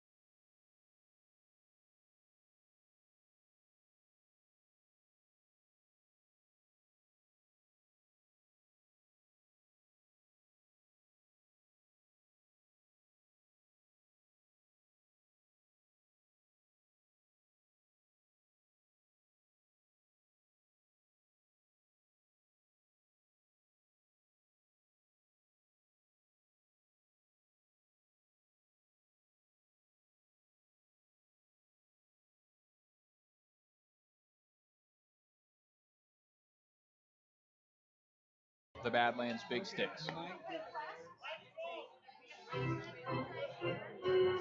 Lefty with a tight delivery. New pitcher on the mound lifts for up your that right leg and tucks it in close to the body while leaning back a little bit to get as much torque as he can coming down the mound. So Diego Lopez will see his first pitch this season in a Pioneers jersey. Now batting from Spokane as he will Community face College, Carson Lundmark. the lefty Lundmark. First pitch home, that one just misses outside for ball one. Not by much, but a tough spot to fall behind in. As the third pitcher of the game for the Pioneers tries to bounce back. This 1-0 misses high, and it'll go 2-0 now. Lundmark, I'm sure, will be looking for his pitch. If he doesn't get it, he'll watch. Being ahead 2-0 with the bases juice. This 2-0, just misses inside. Reaction from JT Walden in center field as he puts his hands above his head. So the count now 3-0 as Lopez looks for his first strike, gets it there, and the count moves to 3-1. Again, Lundmark wanted to reach the easy way. Took one step out of the batter's box, but could not go. That one now misses outside, and it's an RBI as Badlands pick up their first run on the game on the RBI walk. And they cut the deficit to 4. Pios now lead 5-1. Coming across to score is Stafford. Now at bat from Point University, to third is Jacoby Smith. To second is Osborne, and of course Lundmark to first. So now it'll be Jacoby Smith as the first pitch is low to him, ball one. Smith now the tying run at the plate with the bases loaded. Pioneers out hitting Badlands by 9, 14-5. That one off the plate as well, another 2-0 count. And Lopez is going to have to compose himself up there, try and find the strike zone again. Here's the 2-0. That one finds the zone, but it also finds the third short gap, gets into left field. They send the runner. The throw home is cut off. Throw behind at second base, and now a run down. So 2 runs will score on the RBI single. Now a run down, no one covering the bag, and heading to second and eventually applying the tag, and an unusual rundown. Dalton Frank will cut off the runner in between first and second and get the final out. Not before Badlands pick up 3 runs in the inning on the 2 RBI single from Jacoby Smith and the RBI walk from Carson Lundmark. We head now to the bottom half as the deficit is 2 for Badlands. Pios up 5-3. You're listening to Western Nebraska Baseball on KNEB. Embroidery. Scottsbluff's screen printing and embroidery. We love embroidery. And now that we have a new machine, we love it even more. Stop in today and let Nikki show off your logo. With our new state-of-the-art machine, we can make any logo or design look amazing. And for a limited time, we are offering free setup fees for any new logo with a minimum of 12 items ordered. Stop in today and let us show off you. Come see us today at Scottsbluff Screen Printing and Embroidery, 1813 Broadway, downtown Scottsbluff. Viera Wireless has the network built for you, with 3 times more towers and service that goes the extra mile when you're out in the open, at home, or work. Our customers tell us they joined Viera to get the best service, coverage, and technology they need to keep their lives connected. Discover the carrier your neighbors are talking about, from the best prices on the latest devices to personalized service that can't be matched. Experience the Viera difference at your local store today. Life has a way of throwing unexpected events and new opportunities our way. When life goals change with time or if fluctuating markets throw your plan off course, Wells Fargo Advisors' investment planning process offers the flexibility to make the adjustments you need to help you live the life you want. When life happens, we can help. For more information, call Ryan Windhorst, Senior Vice President of Investments, today at 632-7561. That's 632-7561. KNEB 960 AM and now on 100.3 FM. Calvin Watkins will go another inning here in the bottom of the 8th after Badlands cuts the deficit to 2. 5-3 here as Michael Felton leads it off. watches the 0-1 become 0-2 after 2 quick strikes on the bump. And Felton, the 3-hole hitter, will have to bat from behind in the count 0-2 here. Righty Watkins delivers out of the windup, catches the outer half on the black. Felton doesn't like it, but he'll have to live with it as he'll go down on strikes. The throw down from the catcher ends up in left field, but regardless, it is out number 1 here in this bottom of the 8th. Back-to-back for Watkins on the mound, and that is his 3rd so far. Officially completing. Now batting from Gonzaga University, J.T. Walden. 2.2 innings of work, I should say, after he came in the bottom of the 5th and got the last out of that one. So J.T. Walden will step up and watch the first pitch to him miss for ball 1. The center fielder to this point, he's 1 for 4 on the day, as this 1-0 now finds the zone to even the count. His hit was a single and an RBI in the 4th inning. Also had the flyout that was robbed in left field by Carson Lundmark, the man that had the RBI walk in the top of the 8th. This one now dribbled foul behind the plate to be chased down by on-deck man Tyler Garrity. And the count will move to 1-2. As Watkins already on the rubber, ready to deliver.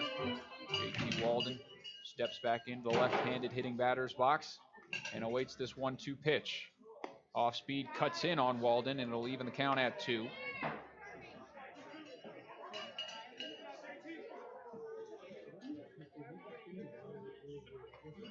So we'll try again, 2-2, 1 away here in the bottom of the 8th inning. As Watkins delivers, this one now shot out towards first. On the backhand, first baseman can't field it cleanly. The throw in can't be picked, and Walden will reach. 1-out error. That's a couple of times tonight we've seen players defensively opt for the backhand when it seems like they could get their body out in front and field it cleanly. Instead, this time it's first baseman Adam Sinden, and the 6'6" right-hander couldn't field it.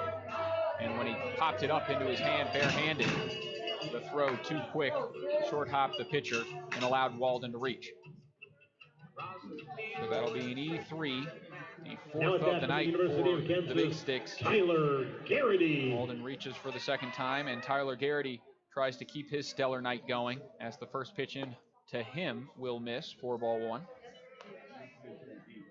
Garrity has an RBI and 3 hits in his 3-for-4 day. A pair of singles and a double.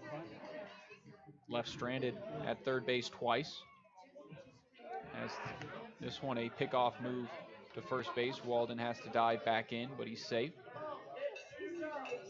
Pios 5 runs, 14 hits, the lone error. The Big Sticks 3 runs, 6 hits, 4 errors. As Garrity awaits the 1-0 from Calvin Watkins. Big swing there, but he comes up empty. Just gets a piece, and the count evens at 1-1.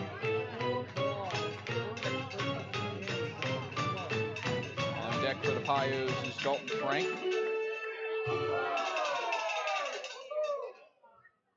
As Garrity, the DH, is the 5-hole hitter tonight.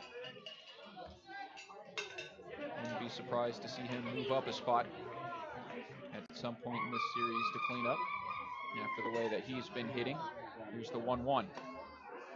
A nice breaking ball there, and Garrity can't get it. So the count moves to 1-2, and the right-handed hitting Tyler Garrity will have to protect. Runner on first base is J.T. Walden. As the 1-2, whoa, high, and gets by the catcher, allows Walden to move up to second base, and ducking out of the way of that one was Garrity. That one was head-hunting. But a heads-up play, the count moves to 2-2 on the recent high school graduate Tyler Garrity, going to attend the University of Kansas.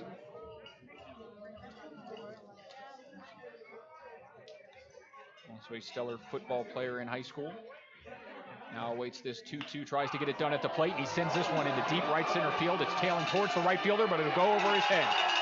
Walden was playing on the bag for the tag up, but he's going to round, come home, and score. Nearly hit the third base coach Antonio Garcia, and pulling into third with his second triple of the year is Tyler Garrity in a big RBI to make this one 6-3.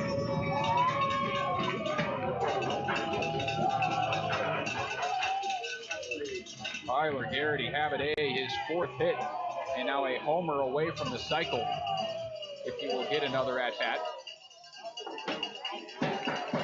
Garrity will exit the game and be pinch ran for, but he did the job that he needed to do. He squared that one up and sent it deep into the night here in Gering, Nebraska. A beautiful night at Oregon Trail Park Stadium, and a good night for a Pios win, as they are now up by 3 and closing in on this one.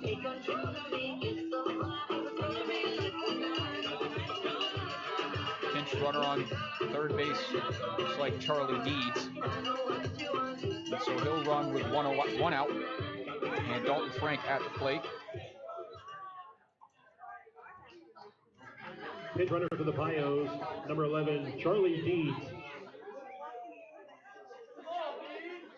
And up at the dish, it's Dalton Frank, who's 1 for 4 on the day, looking to change that. Heavy swing there, and just gets a piece to foul it Now back to the screen for strike from 1. Florida Atlantic University, Dalton Frank starting his night with a double. He came around to score the first Pios run and the first run of the game.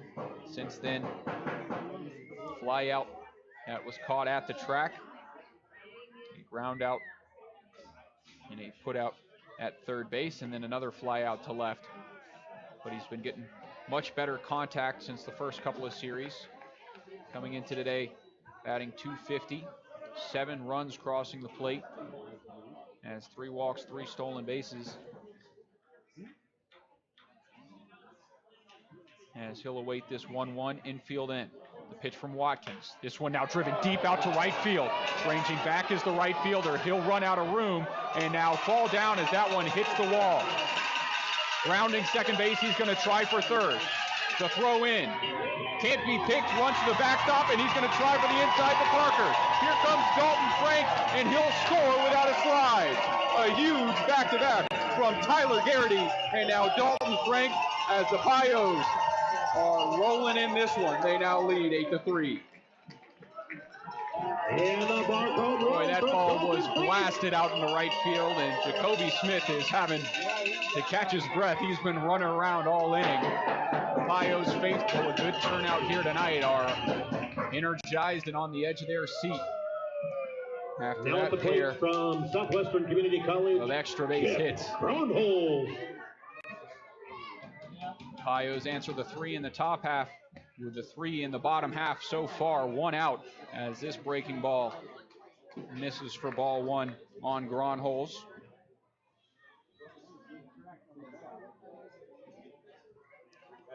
Another one, that one will catch the outer half though, and the count evens up at 1. As the electricity in the stadium dies down for a second and fans await the next electric moment. We'll see if it'll come off the bat of Gronholz as this one catches the inside. Kip not happy. Already on a pair of strikeouts. I'm sure he's frustrated at the dish. Trying to break out of that frustration as the count moves to 1-2. Here it comes. This one now blooped out into shallow center field, but shortstop underneath it for out number 2. So that'll bring up Brian Webb to the dish. Pios 16 hits in this one. The bats have really been rolling. They lead 8-3 to this point.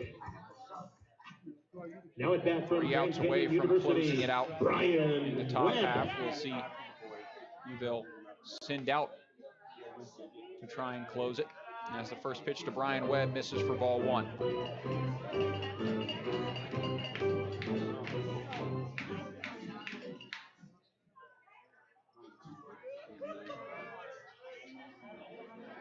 Here's the 1-0.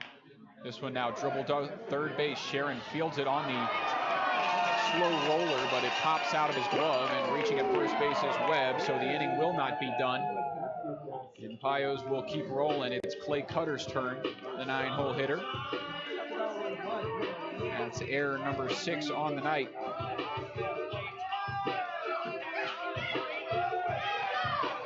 For the Badlands Big Sticks. That's their 3rd of the inning as well. Now at bat from Iowa Western Errors and Community walks College, come back to bite you. Cutter. And nothing more evident than this bottom of the 8th inning. Clay Cutter's first pitch is swung on and hacked foul out of play. He'll start the count behind 0-1, but Cutter having a sneaky nice day. Reached base 3 of his 4 plate appearances, has a pair of singles, an RBI, and a hit by pitch. Also reached on his fielder's choice in the 2nd as the 0-1, that one catches the outer half, and Cutter falls behind 0-2. But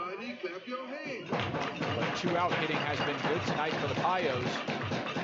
So we'll see if the second baseman from Iowa Western Community College can keep that trend going. Watkins 0-2 in the dirt, nice block. They'll check the swing, and he did not go. But backstop Ryan Stafford tagging Cutter just in case. Leading off of first base is Brian Webb. As the right-handed hitting Cutter awaits this 1-2. Pitch from Watkins, runs in, and another hit by pitch. And now some conversations, I'm sure friendly, between the batter and pitcher Watkins. That advances Cutter to first, Brian Webb to second.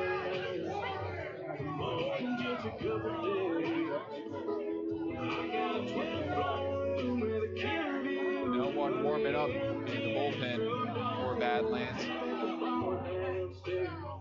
So it'll be up to Watkins to find that last out of this bottom of the 8th inning. And he'll face Eric Smelko, who started off with a strong night, a single, a stolen base, switched on an error in the 2nd, and hit a line shot to center field, which doubled up Clay Cutter, as that one misses low for ball 1. Since then, he has had 3 straight double plays, including that line drive.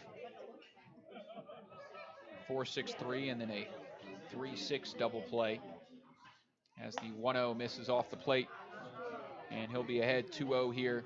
Smelko, that is. A hitter's count for the newbie on the roster out of St. Mary's in California. Hometown of La Mesa, California. Fouls this one back to the screen. And that moves the count to 2-1. Smelko didn't play as a freshman at St. Mary's. And in the 2021 campaign, a .323 on-base percentage in 19 starts. As this pitch misses off the plate, and another hitter's count 3-1 on the leadoff man. Runners on first and second, Brian Webb and Clay Cutter, as Calvin Watkins will bring this 3-1 home. That one shot foul back to the backstop. And off the netting and the railing. As the count will go full, both runners will get a head start.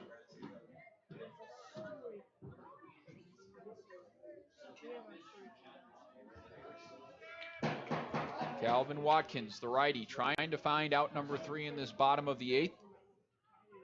As Eric Smelko awaits the 3-2, that called strike 3. It's the outside black. Smelko will head back to the dugout and will head to the top of the 9th, not before the Pios pick up 3 runs and 3 big ones of insurance after the Tyler Garrity RBI triple, followed by the Dalton Frank triple, came around to score on the air inside the Parker. So we'll head to the top of the 9th. Pios lead 8-3. You're listening to Western Nebraska Pioneers Baseball on KNEV. Wonderful warmer weather, sunshine, and blue skies brings new life, growth, and so much beauty along with it. The change of seasons brings so many new and different activities into our area. We will probably be seeing more outdoor enthusiasts out and about, including walkers, bikers, hikers, and runners. Add to it longer days, sun glare, spring planting, and there's a recipe for danger. Prime Metal Products and Gearing urges you to work, play, and live safely. Take time to do it right and stay safe while enjoying all the good life has to offer in the Panhandle of Nebraska.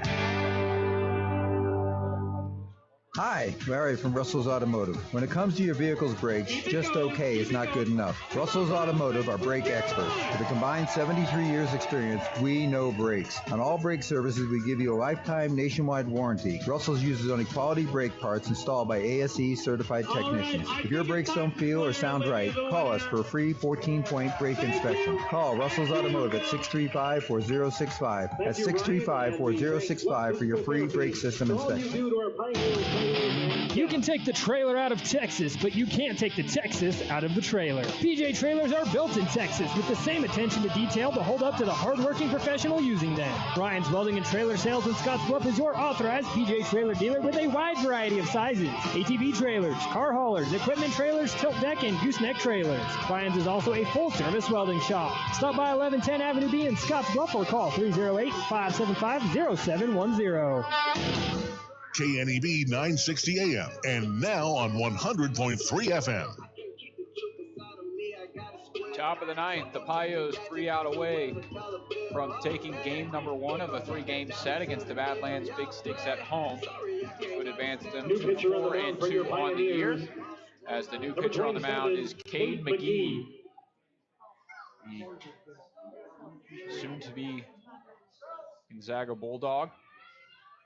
First pitch home, runs up and in, and misses for ball 1 on a pinch hitter. That pinch hitter being Travis Ray Jr. He'll hit in Cooper Sharon's spot. Fouls this one off to even the count at 1-1. At bat now for the Big Sticks from Albany State, Travis Ray Jr.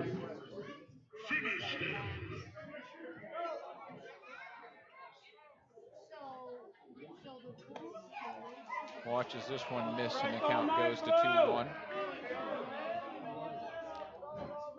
McGee, again, hitting 92 on the fastball. Head coach Antonio Garcia says he hits as high as 95. This one hit towards third, and the batter falling out of the batter's box, allowing Clay Cutter to run from third base all the way over to first to flip it for the out.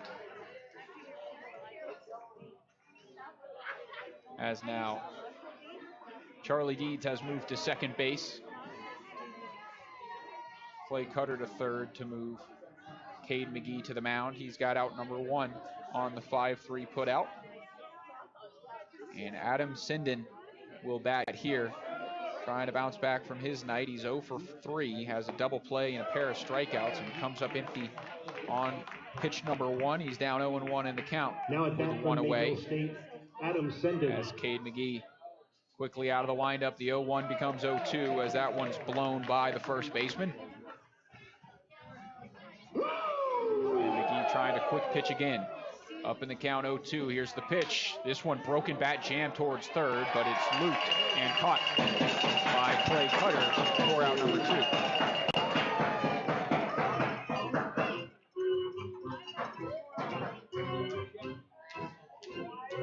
So 2 quick outs for Cade McGee on the mound, and the last hope for the Badlands Big Sticks in game number 1 lies in Carson Backer, who has a single, a hit by pitch, and a looking strikeout in 3 plate appearances tonight. His first pitch misses ball 1.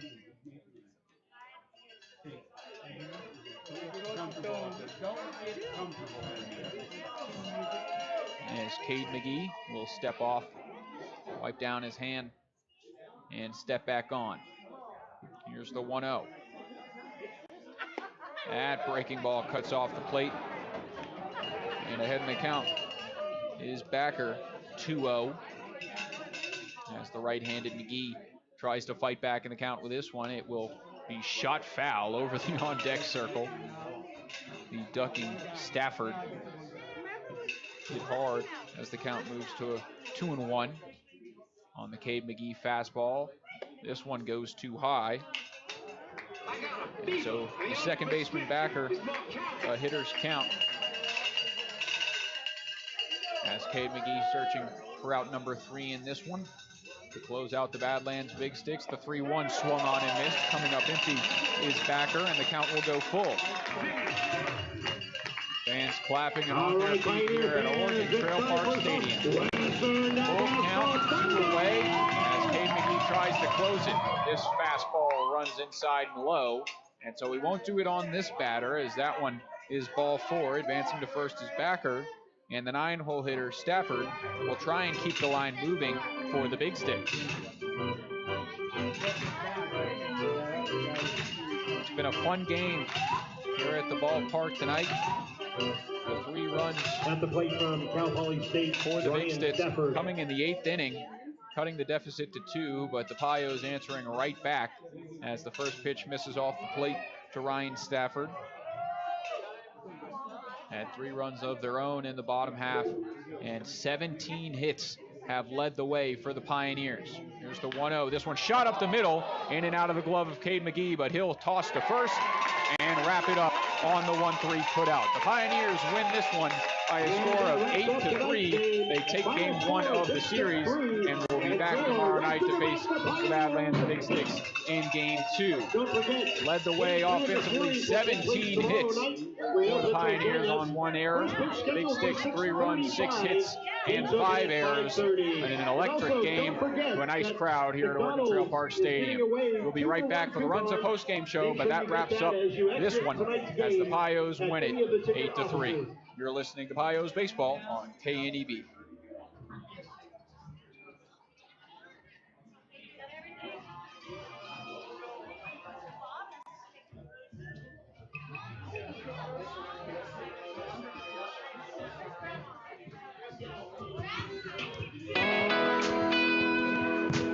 Hi, I'm Austin Dillon, Fleet Manager at Fremont Ford in Scottsbluff, Nebraska. I encourage all farmers, ranchers, and business owners to get in touch with me if you are looking for a new vehicle. We have specific programs through Ford that can save you a drastic amount of money on your new purchase. It would be my pleasure to discuss these savings with you. There's no better time to purchase a new work truck or personal vehicle than right now. Please get in touch with me by calling the dealership at 308-635-3701. I look forward to helping you on your new purchase.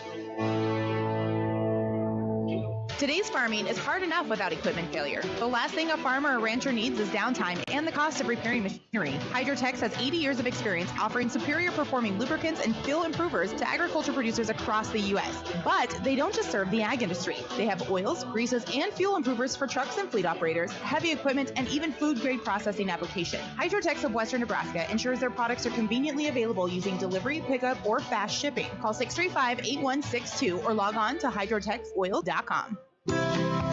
At Monument Physical Therapy, their purpose is to find the root of your problem, not to chase your symptoms. Disc and nerve pain, sports and work injuries, musculoskeletal disorders, and dizziness or balance issues are all very common, but you don't need to live with them. Monument Physical Therapy uses the most current, evidence-based, and board-certified orthopedic standards of care. Don't let months go by before getting to the source of your pain. Call them today at 308-633-5361 or visit them on Facebook.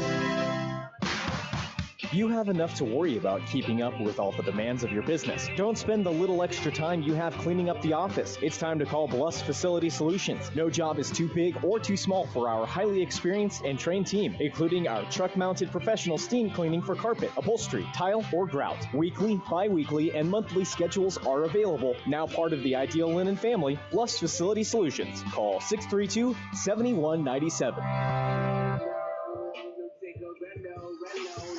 8-year-old Lucas Ritz had a life jacket on and the close supervision of his mother when he was killed while swimming in their marina. The boat plugged into the shore power was leaking electricity, and Lucas swam into the energized water. His father urges everyone to learn from their tragedy and help keep water recreation safe. Electrocuted in the water from a leaky boat while touching absolutely nothing. Please, please educate yourself about electric shock drowning. See their story at safeelectricity.org. Brought to you by Chimney Rock and Roosevelt Public Power Districts, your Touchstone Energy partners. In 1948, Floyd Gillum established a small truck and farm machinery repair shop in Scottsbluff. He established a reputation for timely, quality work at a fair price. Now, over 70 years later, and in the 4th generation of ownership, that fine standard of excellence continues to this day at Floyd's Truck Centers, your commercial, farm, and feed truck center representing Freightliner, Western Star, and Harsh. Floyd's Truck Center, 322 South Beltline Highway East, Scottsbluff. It's time now for the Runza Postgame Show, presented by Runza Restaurants. Runza makes a great stop before or after every game. Win or lose, Runza makes it all better. Now with the Runza Postgame Show, once again, Zach McKinstry. Back now for the Runs of Post-Game show as we wrap this one up at Oregon Trail Park Stadium. The Pioneers taking the win by a score of 18-3 on the backs of 17 hits for the Pios as their offense came out to play in this one. Let's recap how we got here. 5 solid innings on the mound from Carson Ohl, who got the win. 4 strikeouts, allowing 4 hits, but a pair of double plays when he needed them. Got him out of some jams, followed by Michael Kalia, who had a really good outing. A couple innings from him, as well as 5 strikeouts, count them up. Diego Lopez came in and got an out before Cade McGee came in the 9th and got 3 outs for the close. On the batter's side, it was a pretty good day at the dish for most of the batters of the Western Nebraska Pioneers. Dalton Frank scored the first run of the game on the Brian Webb single in the 2nd inning. JT Walden got robbed in left field on a deep fly in the 3rd inning. In the 4th, the Pios put up 2 on the RBI single from Walden and RBI single from Tyler Garrity, who had himself a day at the dish. 4 hits for him and a homer shy of the cycle. The 5th, the Pios put up 2 more on the leadoff walk from Kip Gronholz, followed by a single from Brian Webb, a single and RBI for Clay Cutter, and then a deep RBI double off the bat of Cade McGee. After that, the Badlands Big Sticks putting up 3 runs in the top of the 8th inning, an electric one to cut it to 2, followed by the bottom of the 8th, where the Pios answered with 3 of their own, and that's where they leave it at a score of 8-3. We'll take a quick break and come back, tell you all the scores from around the league, and wrap up this one. You're listening to the Runs of Postgame show on KNEB. Details do matter, but you need to keep your eyes on the future. Let E&H handle the details. Professionals working side by side with you, offering a